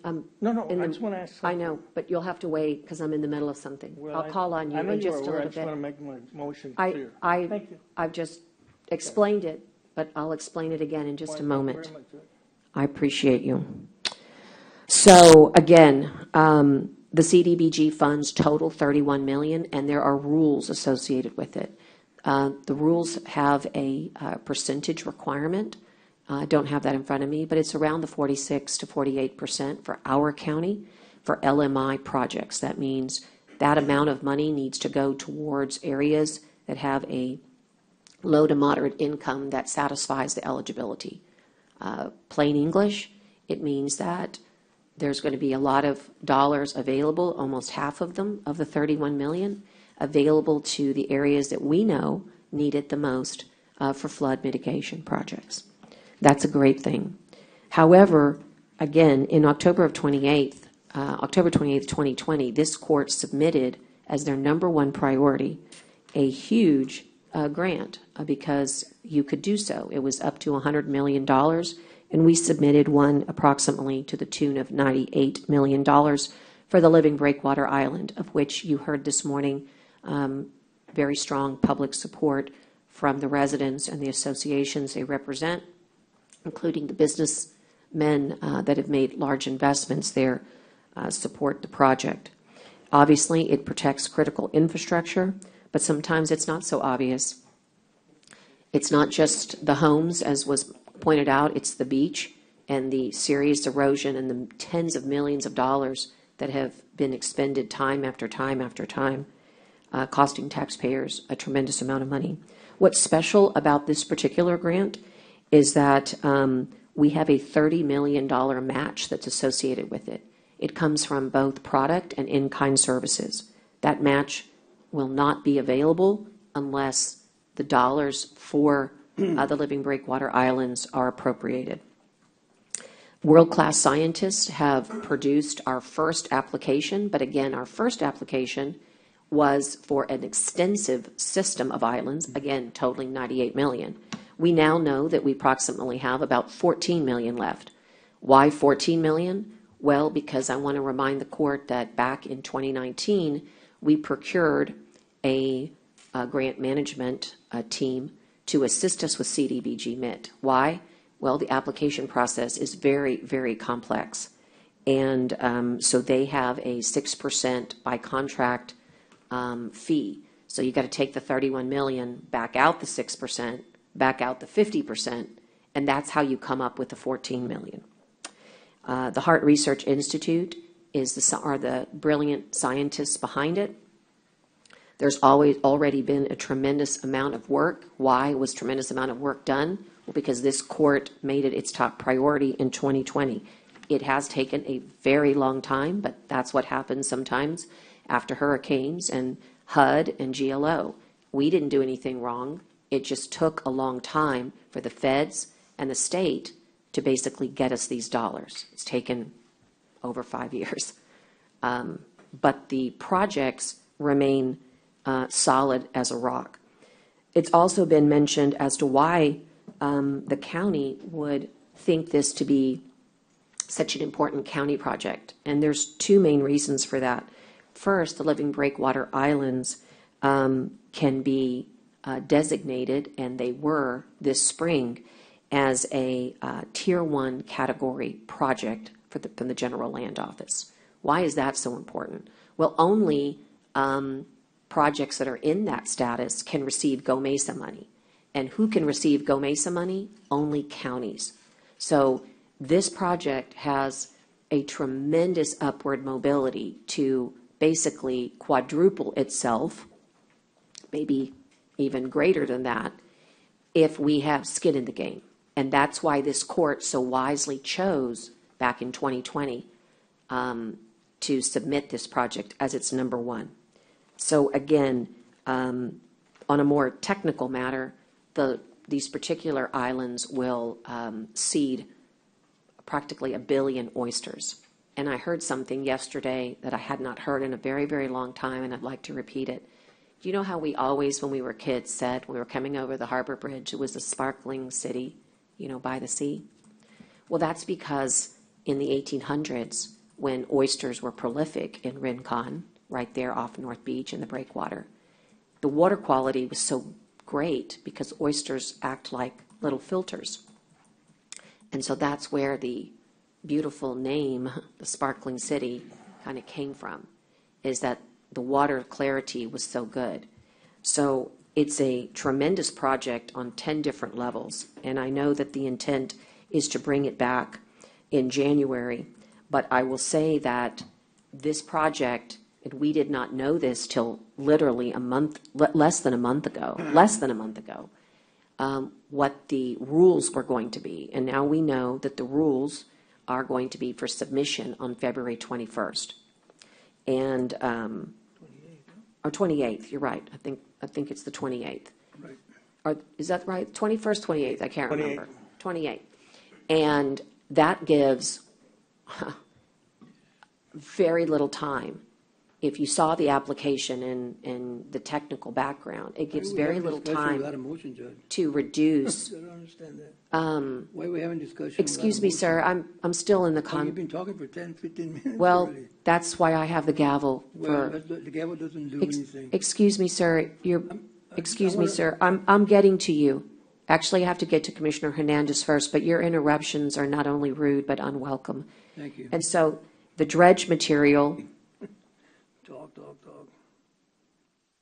the dredge material that would be used for the islands would be available to us now, not in the future. So there's going to be a tremendous opportunity for this court to continue their quest for their Living Breakwater Island project, first submitted in 2020, and then I might add this entire, because I know you weren't here in 2020, Commissioner Hernandez, but you were here in April of 2022. And in April of 2022, this court reaffirmed the project when we applied to the National Fish and Wildlife Foundation for a $9 million grant. Same exact concept and project. And so I just want this court to know that there is a lot of wonderful backup data that was provided to you. And Commissioner Chesney, you asked for that, so I'm glad you did. And so there's a tremendous amount of volume of data that's been in your packet. And there's been a ton of world-class, as I said, both science and engineering done. And again, why? Because this court set forth these priorities back in 2020, and then we reaffirmed it in 2022. And we've been working with all of our stakeholders and all of our partners in order to see this done. And as the emergency manager, I can tell you there are so many reasons from a coastal perspective on why this project's important. But the number one reason is that if we were to get a direct hit, that critical infrastructure, the one that brings us millions of tourists a year, the Lexington, the aquarium, and now the new research center, they would be compromised.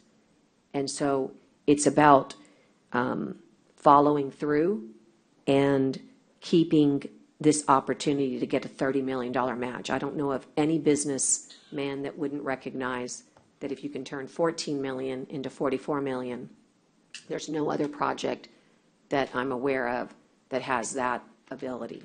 So with that, I wanted to express my appreciation for the people that have stayed.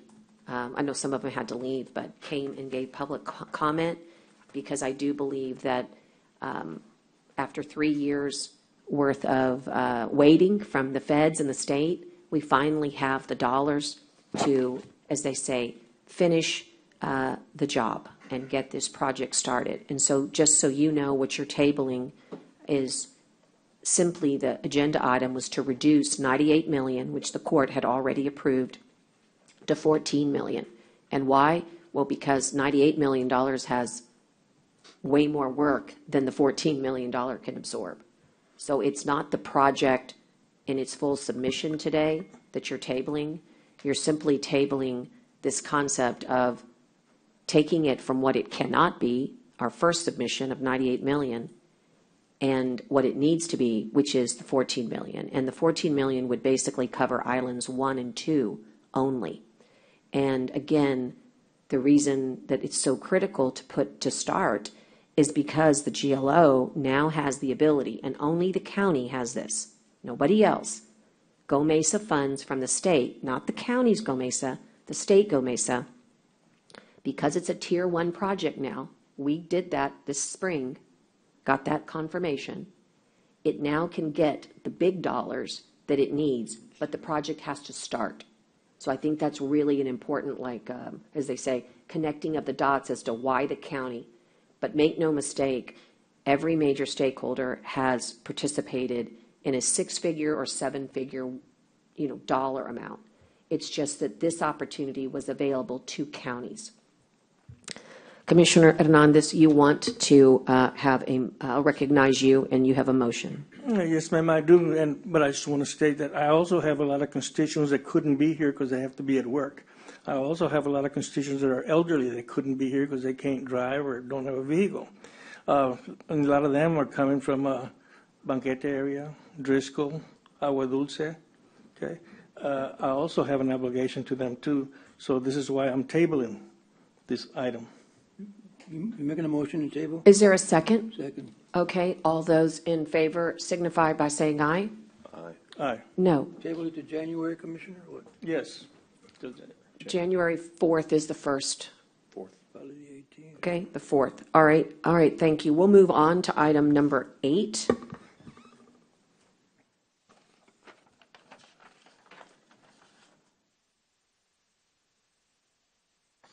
This is an incentive fee from 2022 Global Spectrum Management. It's just the opportunity to look over the dollars and cents. And is there any questions? I mean, we can hear from the presentation, or you can just acknowledge. I think it's in the $40,000 range. I don't That calculation, Ide, you want to talk about it? Yeah, this is based on the contract, Judge. This is everything coming from the contract, and All the right. dollar amount is 40,376. All right, do you have any questions for Ide? I mean, I've asked, I've asked the county attorney to go back and we can review that contract to see. I don't remember, and probably I don't remember because of what the various reasons, right? But anyway, I think that we gave them so much money at the beginning. Now we gave them 40,000 for the contract, and this is the only time we give them the 40,000. There's not another time. So I just think we need to review that to see why we're giving them so much money. It's a, Ide, Continue to be in the red and the red and the red. could you address it with your mic? I'm sorry. No, It just, I can't, we have to hear it. This is just incentive fee that is per contract is given to the Senate? contract. Senate for what? They do. The question is, does this comply with the contractual terms? I remember having the incentive fee in it. I don't remember the specifics of it as we sit here today, but when I looked at this, when I read it, I thought this was in compliance. I read this one quickly last week, but I mean, I thought this was in compliance with the contract. Jenny, have you That's read? correct. Have y'all looked at this? No, we talked about this, and that question was asked of me yesterday. I'm happy to do that, but I haven't looked at that contract yet.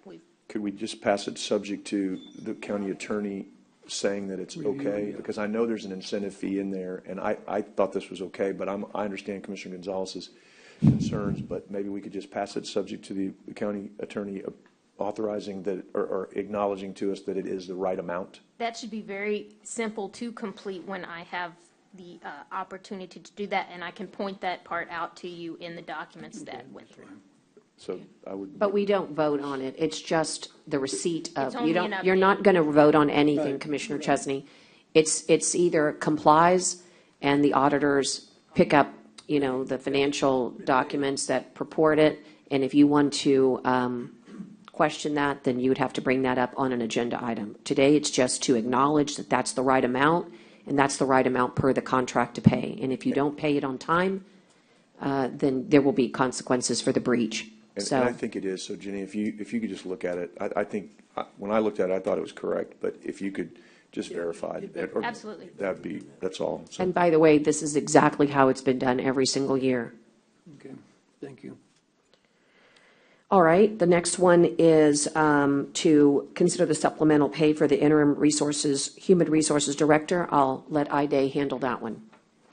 Yes, the court approved to appoint Melinda in HR as an interim director from HR. So we are just to ask the court how much we're going to be for supplemental pay. Also, she's requesting to continue to bank her comp time to don't get a pay. So I'm just going to provide the court how much is if the court decides to get that pay, because right now she's under a non-exempt employee. So right now she's going to be doing the functions on an exempt employee, and we should be paying out this comp time. But it's up to the court to decide that. Well, How much comp time? Oh, you're going to give us that? you're going to give us this, but forgive me, but she cannot, under the labor laws, not be compensated. Isn't that correct? So it's not up to the court. Oh, no, she has to be compensated. We're not saying, nobody's saying she's not. We want to find out how much she has and how long. She should have taken the comp time a long time ago. No one can understand you. You need to use your mic. She should have done the comp time a long time ago. She should have done what? The comp time a long time ago.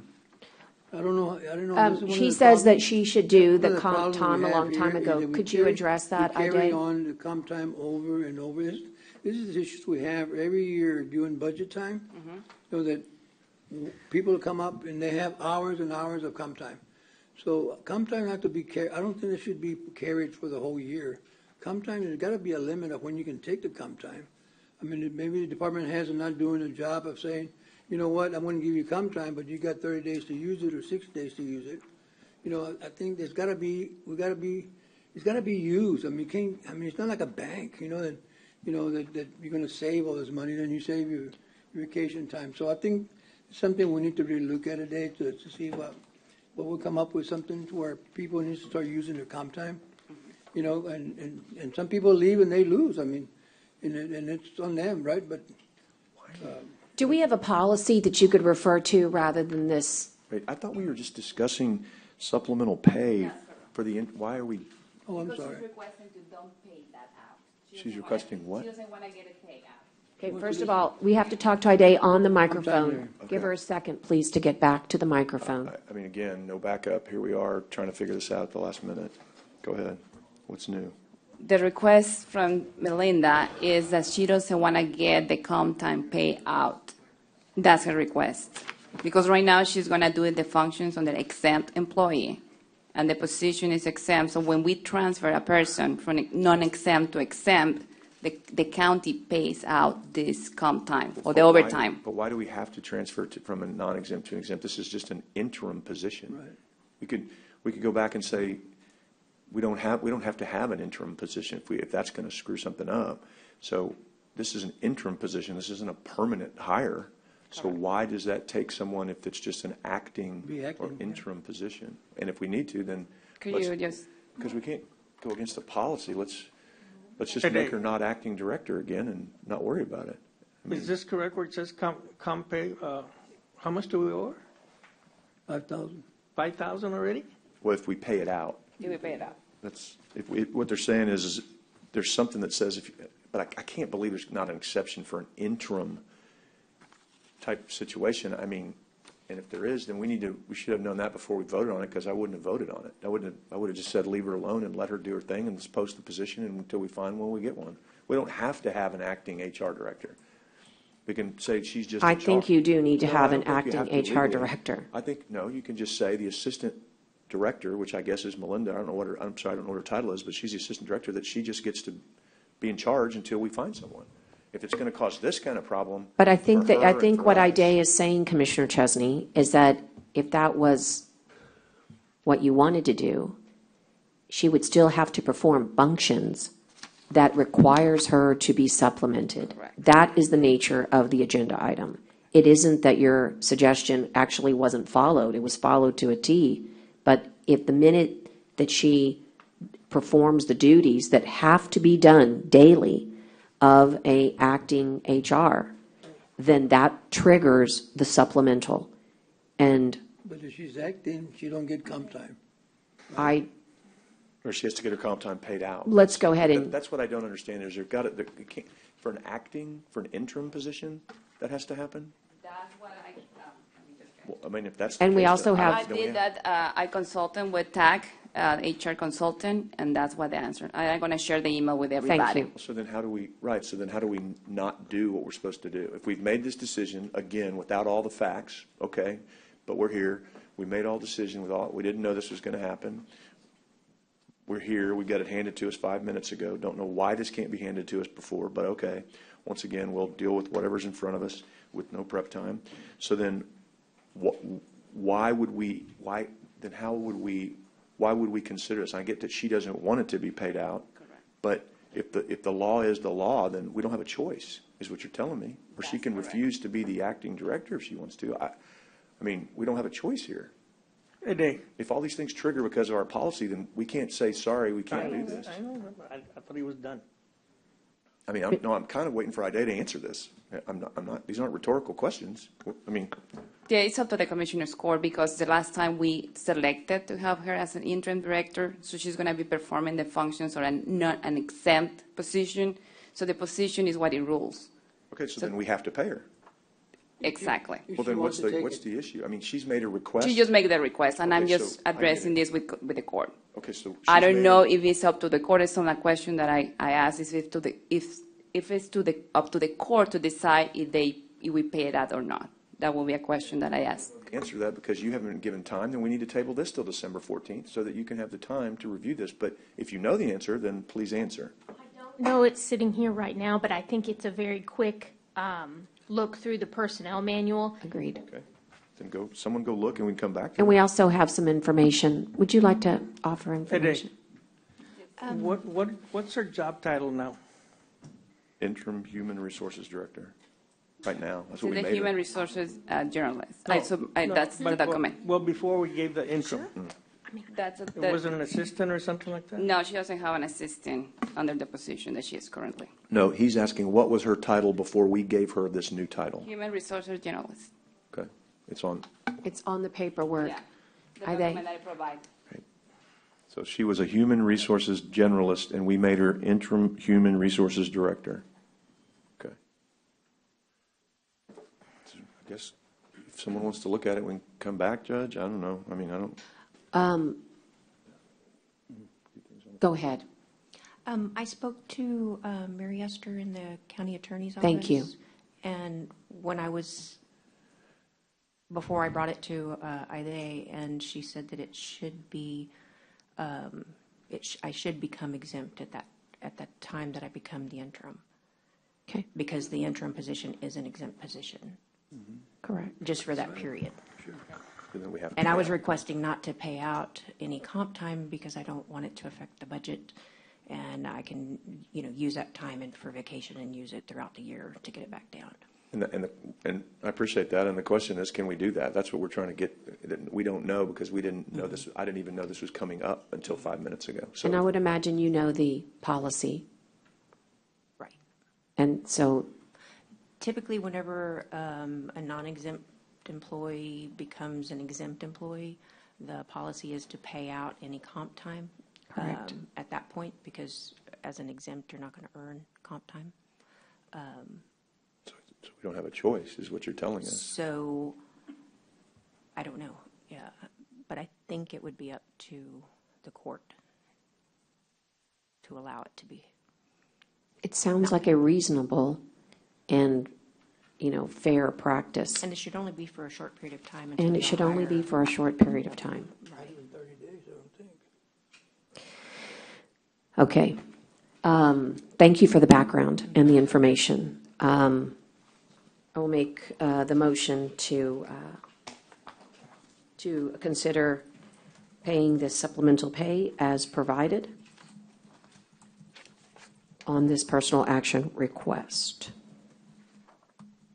Okay, but during the supplemental pay, as an exempt employee, you're not allowed to accumulate comp time, right? Right. I'll work however many hours I need to work and not accrue any time. I apologize. How much is the supplement? Because it doesn't say it on the agenda item. It just says discuss and consider supplemental pay for interim human resources director, but it doesn't have an amount. Okay.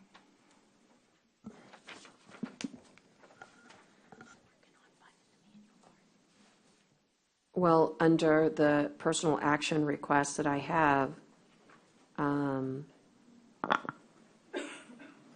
it's an hourly rate, correct, Ide, of $29.71? And this is up to the court to decide how much is going to be supplementing, what the period that she's going to be taking over these functions. Correct. There's no supplement proposed. In other words, what Lisa's saying is if you look at the actual document, the hourly rate's $29.71 currently, and the proposed is also the same amount. So I think what I'm asking you is, So the difference is because she's taking on what is the supplemental, and it's around $44. Could you confirm that, Lisa? How much is for the HR director? oh, I see, and then it'll The just be the difference. delta. That's correct. Okay, that's all we need to say. All right, so let me amend my motion, please. I'll amend it, Lisa, to say the following, that I propose that the supplemental pay be awarded to the interim HR director as the difference between the current hourly rate and the current posted HR director rate. And I would allow you guys to figure what that is out, but in the words, it'll make sense. Can you say that one more time? Sure, it's the delta between the HR director's rate and Base- or the like what- 29.71 that she currently has. What the starting That's correct. It's what it rate is. It's, you said it's something, it's 44? That's what I was just told. I'm not, And the effective date will be November 26th. Okay, and I'm looking at that, right, okay, so, okay, so, but difference Julie, so, but what I want Yeah, to we're know going to is, get the correct hourly rate Right, because this is at level step 6, Right. right? So that's why we need to bring the right hourly rate to have the right, 'cause difference. Julie's may not be That's correct. what the starting current is. That's or whatever. correct. Okay, That's correct. So what you're saying, Judge, is whatever it is that the starting hourly rate is for the HR director, without all the steps and everything else, is what this should be. That's correct. Okay? Okay, so no steps included. All right, thank you. Motion is been articulated, clarified. Is there a second? Second. Okay. And all those in favor signify by saying aye. Aye. Aye. Now, this comp time balance is a separate matter, and the comp time balance is 166 hours? Is that right? That's correct. Okay. All right. And I guess someone, And Jenny's we're gonna hold on that, if that's all right, just to go back and look at the policy. But it I would seems say- that that's in keeping with how it works. There is a cost to do business, and when you lose somebody and you try to replace them, and you don't have any idea in the middle, this is what results. so I would say, Judge, that subject to the verification of the county attorney, whatever the policy says, we do. I mean, I don't think we need to come back. We just need to, if the county attorney verifies all these things, then we just have, the motion can just be to do it. I mean, I'm fine with whatever the policy says, that's what it is. And I knew Page 27, number 5 describes disposition of compensatory time for employees promoted from a non-exempt to exempt position. And it does say an employee who is promoted to an exempt position from a non-exempt position shall be paid all accrued overtime or comp time on the next payroll following the promotion. it's a shall provision. That sounds pretty clear to me, so I would make that, if you, All right. if you make that motion. Or I have a question. I'll- But is comp time meant to be stored and build up, till you get ready to retire or you're ready to go? It's supposed to be used within a reasonable time according to the manual. That's what I've But been that's told. not defined. And we need to define that later, too. I think Commissioner Gonzalez is right on that. We need to bring that back. If someone. But you can't punish people on rules that don't exist. Nobody wants to punish anybody, Judge. We just want to do it right. That's when you look Well, at then create your policy. That's what we just said. Per number 3, non-exempt employees, there's a limit on the accumulation of comp time. And once they reach, for employees may accumulate up to 240 hours of comp time, representing 160 hours of overtime work, times the 1.5 premium. So they can accrue up to, and after the 240 hours of comp time are accrued, it has to be paid out immediately. All of And it? that, as they earn it, it has to be paid out. You can't ever have more than 240 hours of comp time on the books. So if they go 241, you have to pay that 1 hour. Yes, so whenever they earn that one extra hour, they have to get it paid out that same pay period. And that's what's reflected in that overtime amount on your budget. It's only considered overtime whenever the comp time is paid out. Whenever the comp time is used in replace of sick leave or vacation time, whenever they're using it, it gets paid out as straight time, and so it doesn't hit that overtime budget category. So, but what's because they're the- using it in place of the vacation or the sick leave. Sorry, so what we don't have in there is reasonable, it has to be used in a reasonable time or There whatever. is no time limit. So we need to- It just says reasonable amount of time. We need to go back and tighten that up and figure out what we're going to do on that, so we can put that, yeah. Now, there is if the court determines that the interim time is not a hiring, if it's not a promotion at this time, I think the court would have some discretion. But if that were to be a promotion that was permanent, then this would cover it. Does that make sense? Yeah, but I don't think it's a promotion here. I don't think it's a permanent promotion, is it? No, it's an interim, that's what, but I mean, but that's again, it's like we don't have that defined either. So with the ambiguity, I mean, that's another thing we need to tighten up and put on, because these things happen. We replace people that are in there and make them interim. We did it. I would just suggest that with that ambiguity, that would give you arguable discretion in this area. Okay, my motion stands. Yeah, second. And it's seconded by Commissioner Chesney. All those in favor signify by saying aye. Aye. Aye. All right, we're going to move on. Thank you so much. The next one is the 36-month contract with Reuters for the county attorney's office. It's a previously budgeted item, but this is the contract, and I'm guessing you have reviewed your own contract. Okay. All right, so if there's no questions here, Motion passed. is there a second? Okay, all those in favor signify by saying aye. Aye. All right, you have item number 11. Jenny, you also have some salary savings. It's under $10,000, I think, this particular item, and it's basically to pay for overtime and temporary positions as needed. Are you asking the court to approve this up to the amount of money you have for salary savings? Yes, and we're also, the way we've worded it, we're asking for a little bit of discretion so that if the court could vote for at the same time or in two different votes, that it be used either to the overtime that sometimes happens and or to the temporary positions so that we can go ahead and move on those quickly.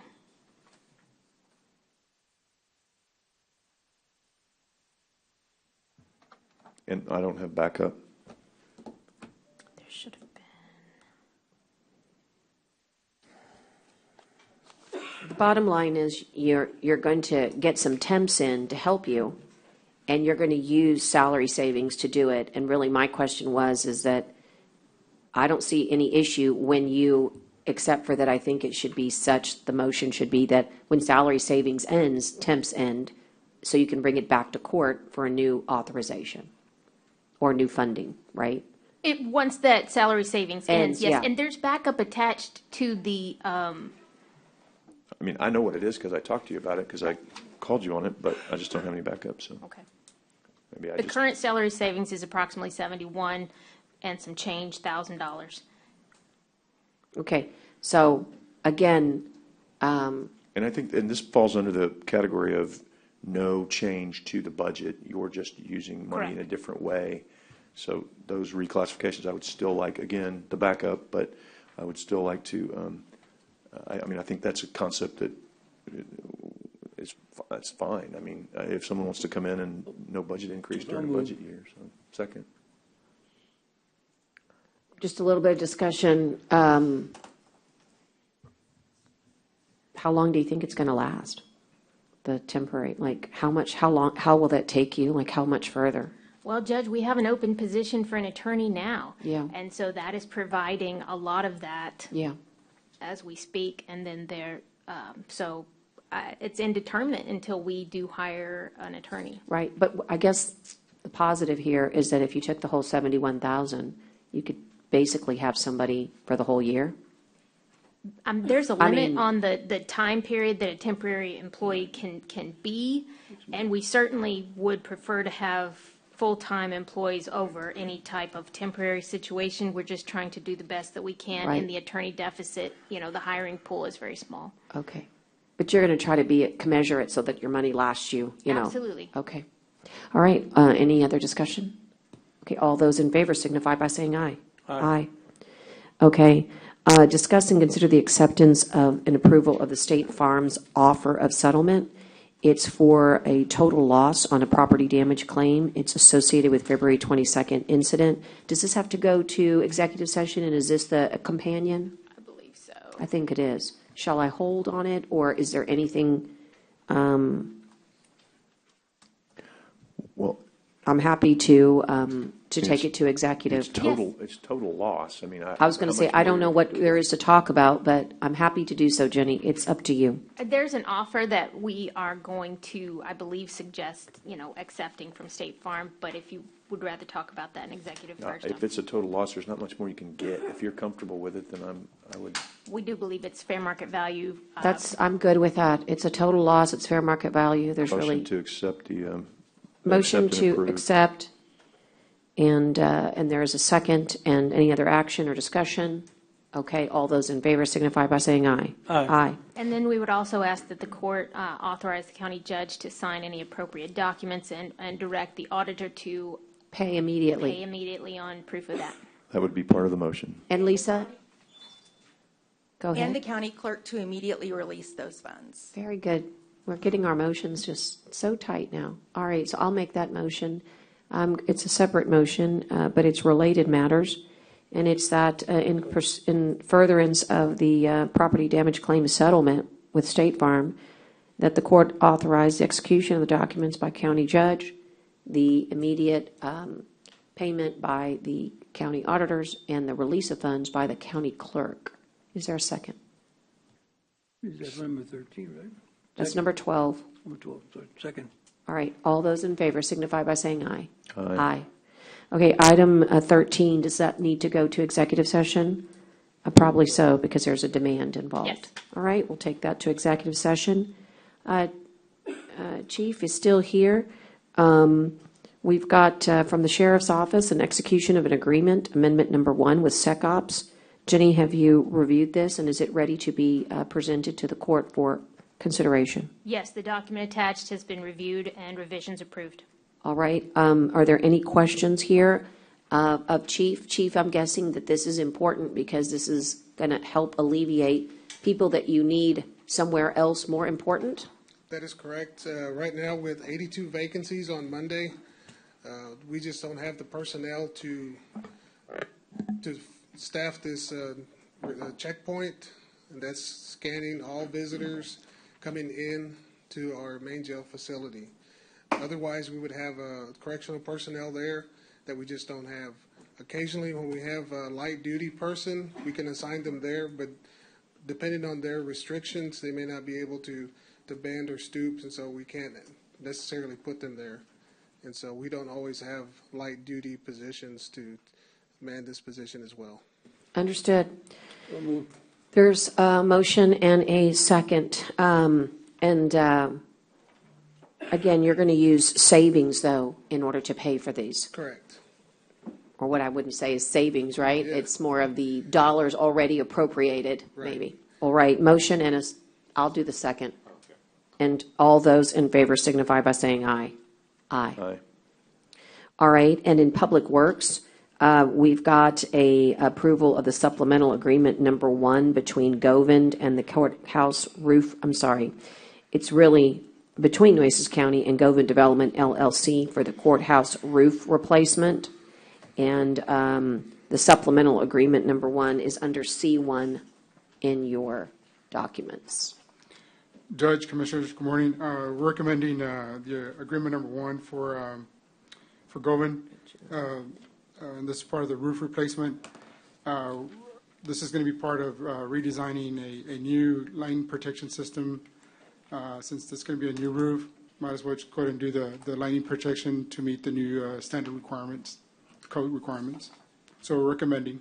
Thank you. And your funding source? 2021 COs for County Jail Re-Roof Project. And what's, Teresa had given us, what amount of money is in there? It's an additional 21,000, right? Yes, And ma'am. we have the money in there, Teresa, it's like 300,000 or Yes, something? we just talked to Teresa. That's what I Yes, thought. ma'am. Okay, all right, motion and a second? Me? Or no, did you second? Judge, did you want a second? I Whichever, heard it, I thought. Did you, you have the motion on the floor. Second motion. He does. And then you'll second it? Yes, ma'am. All right. And it would be great to get I'm using this as an opportunity to have the invitation extended to Govind so he can come prepare this court, because you're going to need millions and millions and millions of dollars. And somebody needs to come and tell this court that so they can start thinking about how they were going to fund that. And it's kind of a little bit of a creeping in, but it's better to know now. Yes, ma'am. And so now that he's got this supplemental to really work the right design for the right code, I bet he'll get closer and closer to giving an estimate as to what it is that's going to be needed, at least in the, general range. Yes, ma'am. All right, all those in favor signify by saying aye. Aye. Okay, you also have some rehab, Project County Road 22 and County Road 49, substantial completion Yes, ma'am. certificates. Yes, ma'am. This is just a certificate for substantial completion for the contractor. This is for County Road 22 and 49. There's no cost to this substantial completion, so we're recommending the All right, certificate. is there a motion? So moved. Is there a second? Okay, all those in favor signify by saying aye. Aye. Yeah, Opposed, thank say- you. Thank you. All right, thank you. Moving right along here, Michael, you've got a RFQ 3216-22 for architectural services for the Nueces County Medical Examiner's Facility. Can you present, please? Yes. Let me pass out the scoring information.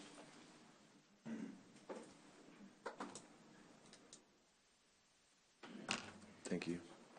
Thank you, sir. Thank you.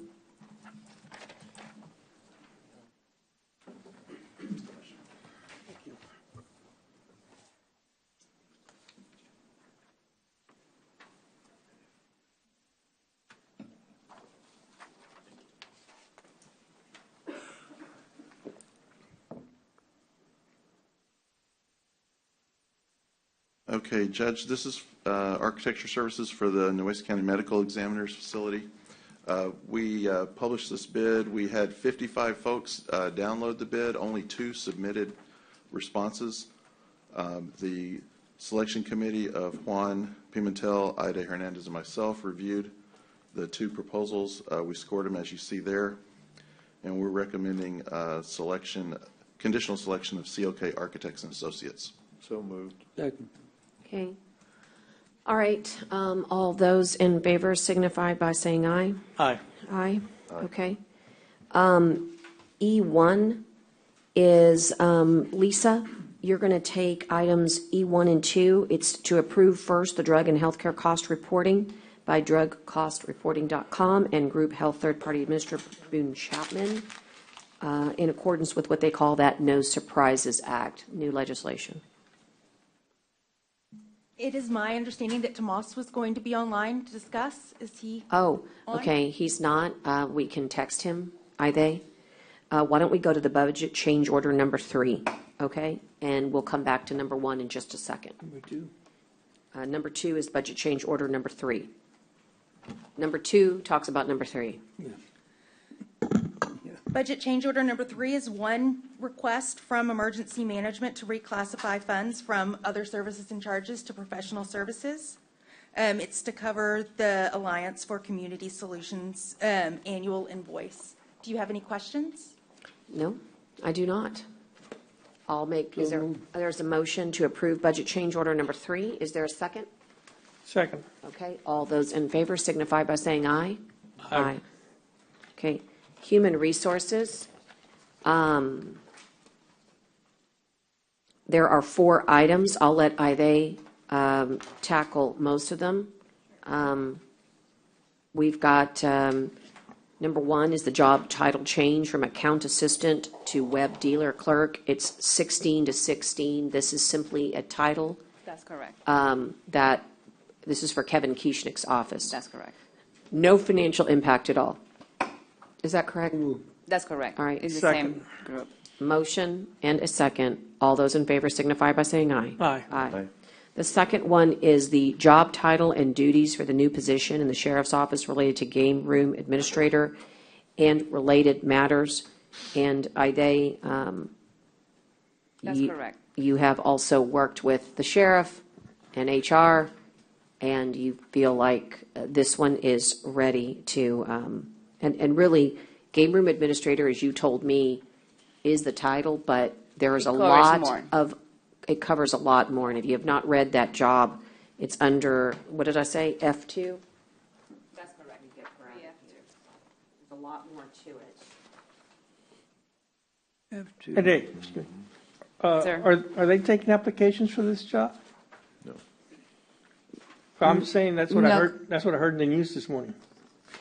No, Commissioner. No, Well, it's out in the news that they're taking applications for this job. Ide, maybe you can help. No, that's Commissioner. not, I don't know I'm what. just saying what I heard in the news. No, that's not Channel true. 6. No. Okay, so move. Second. Motion and a second. All those in favor signify by saying aye. Aye. Aye. All right, the posting of the HR director position that we just spoke about needs to be done, and so today is the opportunity to authorize it. Is there a motion to authorize the position? Second. Motion and a second. All those in favor? I'm sorry, any action or discussion? Okay, all those in favor signify by saying aye. Aye. Aye. Okay, the next one has to do with the Public Defender's Office, and this is reclassifying a felony 6. I think it's a reorg of, but it doesn't change the dollars at all. That's incorrect. What happened was tell us. last court, whenever it came before court, I incorrectly reflected it at a 38. It I should see. have been a 39. Y'all had reclassified it mid-budget year. The position was created in July. The very next court, it was reclassified. Then you came back and reclassified the exact same position that you created for the auxiliary court. And so we're following the same process by reflecting that it I should see. correctly be a 39. It was my error that I did at 2:30 the Tuesday before court on Wednesday. But we'd already budgeted the money, we just didn't. Yes. do it. Right, that's what I'm saying, no financial It has no impact. financial impact. All right, that's all we need. But it was my error, and I apologize. So moved, thank you. Appreciate that acknowledgement. Motion and a second, and all those in favor signify by saying aye. Aye. Okay, Daryl, you've got 3 items here, and you've got the CGIS addendum to the Master Odyssey Agreement. Yes, ma'am. I would like to table that to the January 4th meeting if possible, because it would be best if it was signed by the incoming judge, because it needs the sitting judge. It's valid with the sitting I judge's agree. signature. Absolutely. And I would ask that you sit with her, and nobody ever understands CGIS until you get here, and then you realize those little letters are the most important letters in the alphabet. Yes, and I sat with the county attorney's office Good. yesterday and explained that to them. Yeah, and I've Second. noticed our numbers are not good right now, so we need to up them. You got to watch those. And will January 4th give enough time? Does it have to be on the 4th? Can we put that one on the 18th? Because we are loaded. for- Yes, it's way behind anyway. Tyler sent it to me. It's, in fact, you'll see that their signature is dated from 2020 because they carry the same document. They just get it renewed whenever the county So judge changes. We can So, yes, carry that's this to fine. the 18th Yeah, it just of has- January and be Yes, sir. okay? Yes. Okay, so I would Yeah. table this to the 18th Yeah, because we I are would- loaded on the 4th. Yeah. Okay. All right, motion and a second. All those in favor signify by saying aye. Aye. And then approve the execution of the discontinuance of the client success account management agreement. Again, we're not going to be using this anymore. Is that correct? Yes, ma'am. That was an agreement, a little small one, attached to the bottom of the Master Odyssey Agreement. Uh-huh. Master Odyssey Agreement carries all the support that we need. You don't need this extra. We do not need this. It saves $53,560. All right, So moved. Second. Second. motion and a second. All those in favor signify by saying aye. Aye. Aye. Aye. Again, we've got a third IT item. It's authorizing a software license agreement with Team Dynamics for IT Help Desk and Project Manager Software System. Yes, Connie, can you bring that up too, sir, for somebody? She's going to bring up information that is included in it, but with the agenda item, but it's very specific to it. But anyway, Team Dynamics is a help desk and project management software, both in one, that we would like to replace our Ivanti ITIR system with. The Ivanti will come up for renewal in April, and there's let her get that document up, shows the figures. It's a very minor increase, and Kent and I worked over this one pretty good, as well as the discontinuance form y'all just approved of. And you can see here that, that Kent, we looked at it, and it's got a $7,755 increase is all, but that's based on last year's price, the renewal price of Ivanti. So it probably would have went up a little bit, so that's probably even less than that. We do have it fully budgeted, so there's no, the funding is secured for it. And you can see that one of the things that Kent and I worked on is we got them down from a 5-year agreement to 3-year agreement, and the cost increase is very minimal, so we have all the funding sustained for that. So this is a much more robust system. It gives us more self-sufficiency in configuring it. We can collect data better, and the project management piece of it will be good because while the help desk stuff goes in there, some of those turn into projects, and we have a lot of IT projects to use in this software as well. So, Is it being reviewed by the county attorney already? Sorry? These already been reviewed by the county attorney? Yes, sir. We tore into it pretty well. All right, motion, and I'll second. And all those in favor, if there's no other questions for Daryl? Hearing none. All those in favor signify by saying aye. Aye. Aye. All right, we're going to go into executive session right now, so I will let everybody know that we choose to do this because it's authorized by the provisions of the Open Meetings Act, Chapter 551 of the Texas Government Code, and we do so also in accordance with the Government Code, which are Vernon's Texas codes, and they are listed individually, but I will read them inclusively, which is 551, 071, 072, 073, 74, 75, 6, 86, and 87. And they include matters relating to litigation, real property, personnel matters, termination, county advisory bodies, security devices, economic development negotiations, and any other matter that may be discussed in open session. Again, A, B, and C, they are listed appropriately as all 551, 071. We're going to consult with our attorney. I'd ask Connie to put everybody else in the waiting room, and the time is 10:55 a.m. And wait a second, before we do that, was there one other item? We'll come back and catch it. I think Jenny said she was checking on, was the consent agenda item? Okay. Yes. All right, we'll come back to it. All right, so the time is again, it was, what did I say, 10:54? 10:54 a.m. We are now gaveling out off the record. Please clear the courtroom, deputy. Only stay here if you're a member.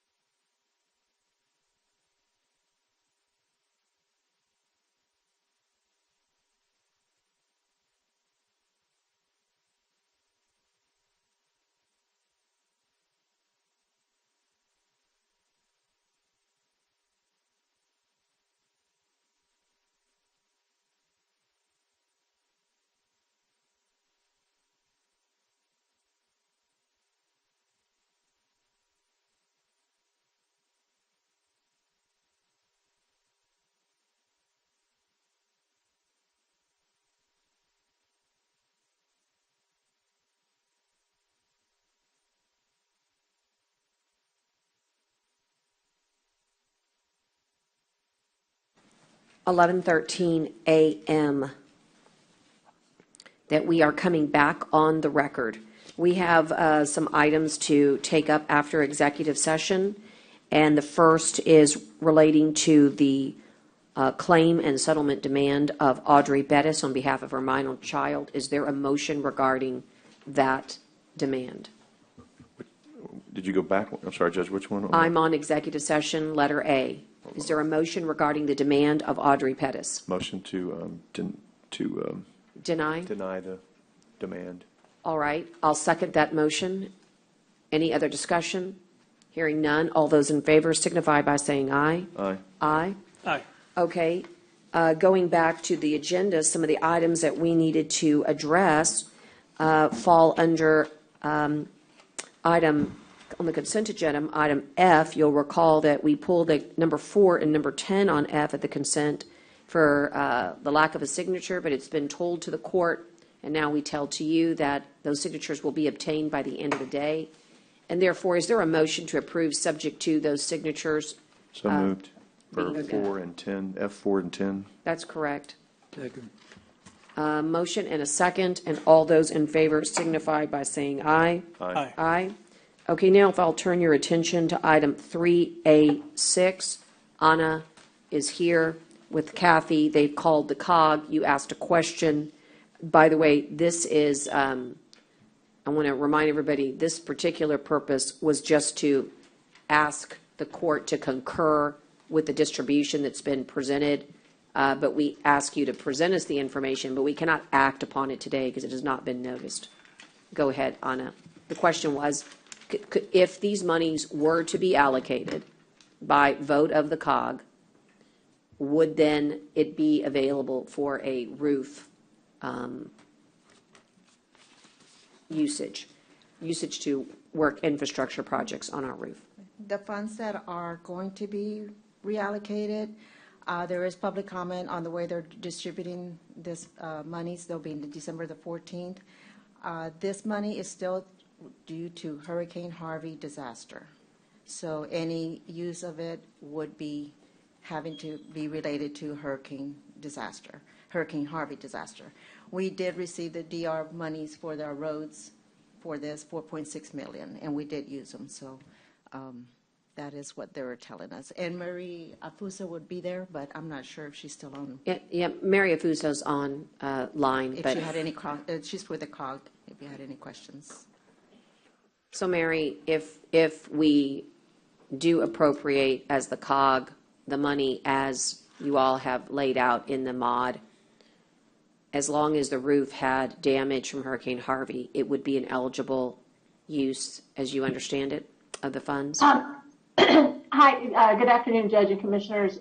The way that we've allocated the funding is that we had 3 choices. We could either allocate the money in one lump sum, we could break it into 3, 500, 500, and then the remainder in another allocation, or in $100,000 increments. So the $60,000 that you saw in the one column is a number to help us with ranking. The COG is recommending that the money be allocated to the city of Aransas Pass based on our factors that we used. So to answer your question, yes, it probably could be used, but the way the mod stands right now, the county is not currently eligible. Currently allocating any money to the county unless public comment changes the action. Okay, understood. So you're going to go with the concept of the one lump sum, and that's your recommendation, and that therefore the rankings show Aransas Pass. Is that what you said, Aransas Pass? That's correct. Yeah, Based Aransas on Pass. the data we used, the ranking, Aransas Pass, with the rankings that we used, Aransas Pass came in first. The city of Refugio came in second. Nueces County actually came in 12th based on the data that we used. Got it. Okay. So that means we won't get anything? Is that basically what she's saying? Yes, sir. Okay. Well, if it all holds, obviously, they still have to present public comment. And just so you know, the way it was presented, we thought that there was an opportunity to have the money distributed as per the chart, and that's why we had the 61,000. But what you're saying, it's only three choices: lump sum, 500, 500, 100, and then I forget what the third one was. But is the third one the distribution that the chart shows? Right, and I see that, and I can see, and I really apologize for the misunderstanding, because I'm starting to take up the court's time on that. But thank you for making that aware. I'll make sure that in our public meeting that we make that very, very clear. So I don't know that we want to concur then. I mean, Well, what we're concurrent, but I guess what I'm asking, Mary, is it even a choice to have the method of distribution as we see it and how you created the rankings, or not? I'm sorry, Judge, I don't understand your question. In other words, you have the rankings and you created a mod based, there was a way we all got 1 through 12, right? And Yeah. that 61,000, is that a choice or not? Because that'll bear on our. It's not a choice. It's so the information, so you can see how we got our. Got it. How we got it, but Yeah. Of course, it is public comment, and you can say, you know what, we don't think you used good data. We based it on the data points we got through public comment. So we would want to withdraw the concurrence because we. Yeah, because it's not accurate that the Well- 61 is even ineligible. We could just create a need to- comment that Nueces County either supports. I just think we need to withdraw this entire item and either regroup or not worry about it, because it sounds like we're not getting anything, and we don't want to concur with not getting anything. So I mean, Right. I would think we would motion to reconsider this item and withdraw it would be my motion. Agreed. Mary, just one final question. I'll second it. That way we have discussion. The COG's going to vote on it, though, or does the COG get to decide? Do you get to decide since you're soliciting public comment, or are you just going to make that decision internally? We are going to, our public meeting is on the 14th of this month. Right. And it will go before our board in the January board meeting. So of course, our board does have to send it to the, Right. they have to Right. notify it. I hear you. So Okay. it's not final. Right. So there's Pretty much. all right, we're just going to not do a public comment then, and let the judges speak for themselves and the cities, at the COG meeting in January. Yes. I think that's the best Please course call of me action. If there's questions for more details on methodology, I would love to discuss it with anybody. Yeah. Okay. Thank you, Mary, for the clarification. Well, thank you All for right. your support. Yep. Okay, all those in favor of the withdrawal of that resolution based upon new facts, please signify by saying aye. Aye. Aye. Okay, post same sign. All right, now moving on to 3A13. No, we did that one already. No, but we need to amend the motion to give the amount. Oh, that's right, the amount. You're absolutely right. That's 12 then. On 12. 3A12, we did make a motion to approve the State Farm's offer of settlement, but we did not place on the record the amount, and so we do so to clarify at this time. Judge, I would make a motion to amend it to include the amount of $18,465.56 per item 12. I'll second. And any other discussion? Okay, hearing none. All those in favor signify by saying aye. Aye. Okay, and then we also have under the auditors, that's E1, Tomas. This is a approval of the drug and healthcare cost reporting, and it's basically in accordance with what they call the No Surprises Act, which took effect this past year. You want to explain it so that we can consider approval? Yes, ma'am. Thank you.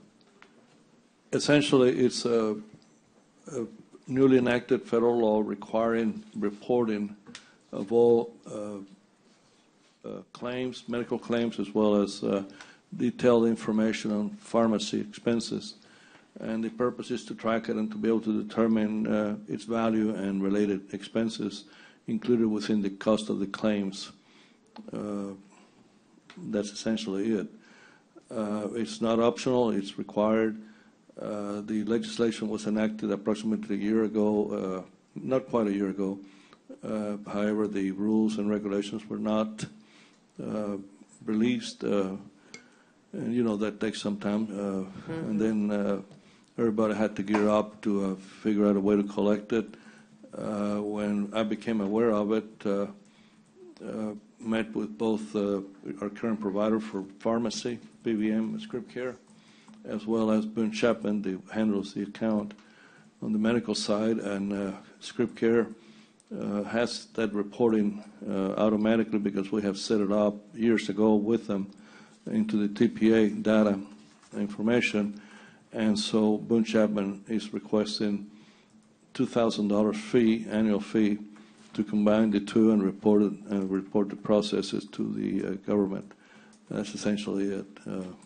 So moved, Judge. All right. Motion and a second by Gonzalez. All those in favor signify by saying aye. Aye. Aye.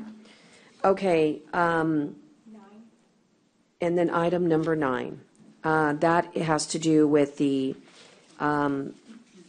comp. And Lisa, who was going to provide backup? I have the information. The per pay period supplement would be $783 increase. 783. Okay, per pay period? Per pay period. That's gross.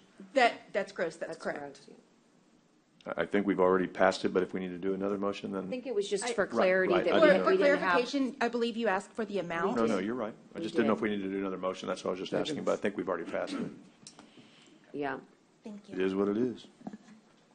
Do you want another motion, Judge, for clarification or not? I do. It's just to clarification on the record. Call it a supplement to the motion. To amend the prior motion to include the amount of $783 per pay period. All right, and all those in favor signify by saying aye. Aye. Aye. Okay, those are the ones that I had that we needed a sort of cleanup on. Anything else, Ide? Lorenzo, I'll ask you. Okay, I think we're very good. And I'll call for the adjournments in memory, and I'll start with Commissioner Chesney. Thank you, Judge. I would like to offer our condolences to the Shackelford family. Robert H. Shackelford, Bob Shackelford, many of you may have worked with at the city of Corpus Christi. He died at the age of 86 on October 30th, 2022. He was a career naval officer. He advanced to the Civil Engineering Corps, serving 2 tours in Vietnam with the Seabees. He attended Georgia Tech and earned a Master's of Science in Engineering in 1966. During his career, he served at various bases, Iceland, Japan, and the United States, where he supervised base maintenance and rose to the rank of commander. His post-military career began in 1979 and included various roles such as construction manager on projects, including the Texas State Aquarium and Spahn Hospital South in Corpus Christi.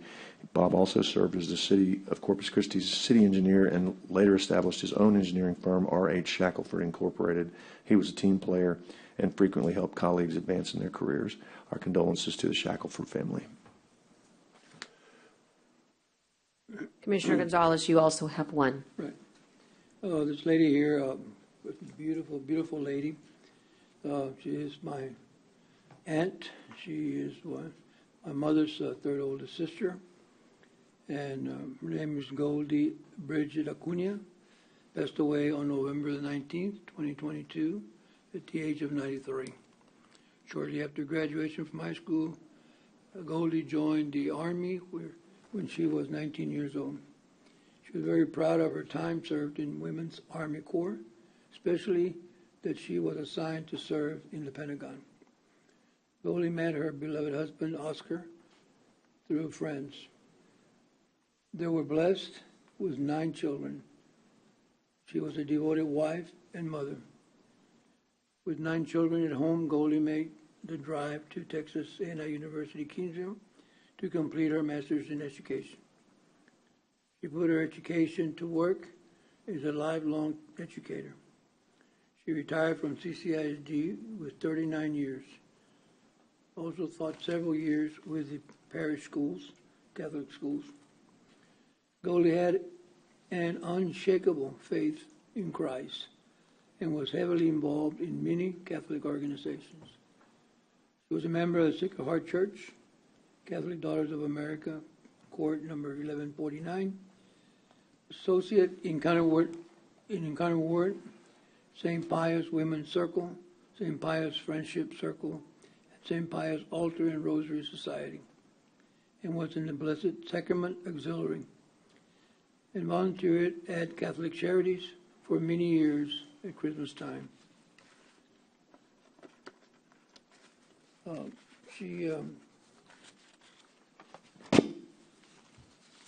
Our family would like to especially thank the staff at Bay Area ICU 2, Spon Shoreline ICU, and Rehab, clergy and spiritual care at Spon Shoreline, sisters and associates of Incarnate Word, Reverend Jose A. Salazar and Reverend Paul A. Hesse.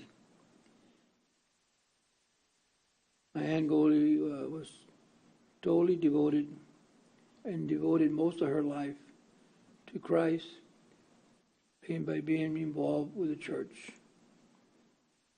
Please visit Goley's tribute page at www.maxwellpdunn.com to share memories and stories. She will be missed, and her smile will never be forgotten. Thank you. That's it. All right, we will conclude with final adjournment in memory. As I said earlier this morning, today is Pearl Harbor Day, so I conclude in memory of the 2,400 souls that were lost on this day, December 7th, 1941, in our U.S. naval base near Honolulu, Hawaii. And I urge all of you to remember that fateful day and remember those that were there. And today we remember their lives and the sacrifices they made for our country. With that, I will adjourn. It is 11:30 on the dot a.m., and we will see everybody next Wednesday. Stand adjourned.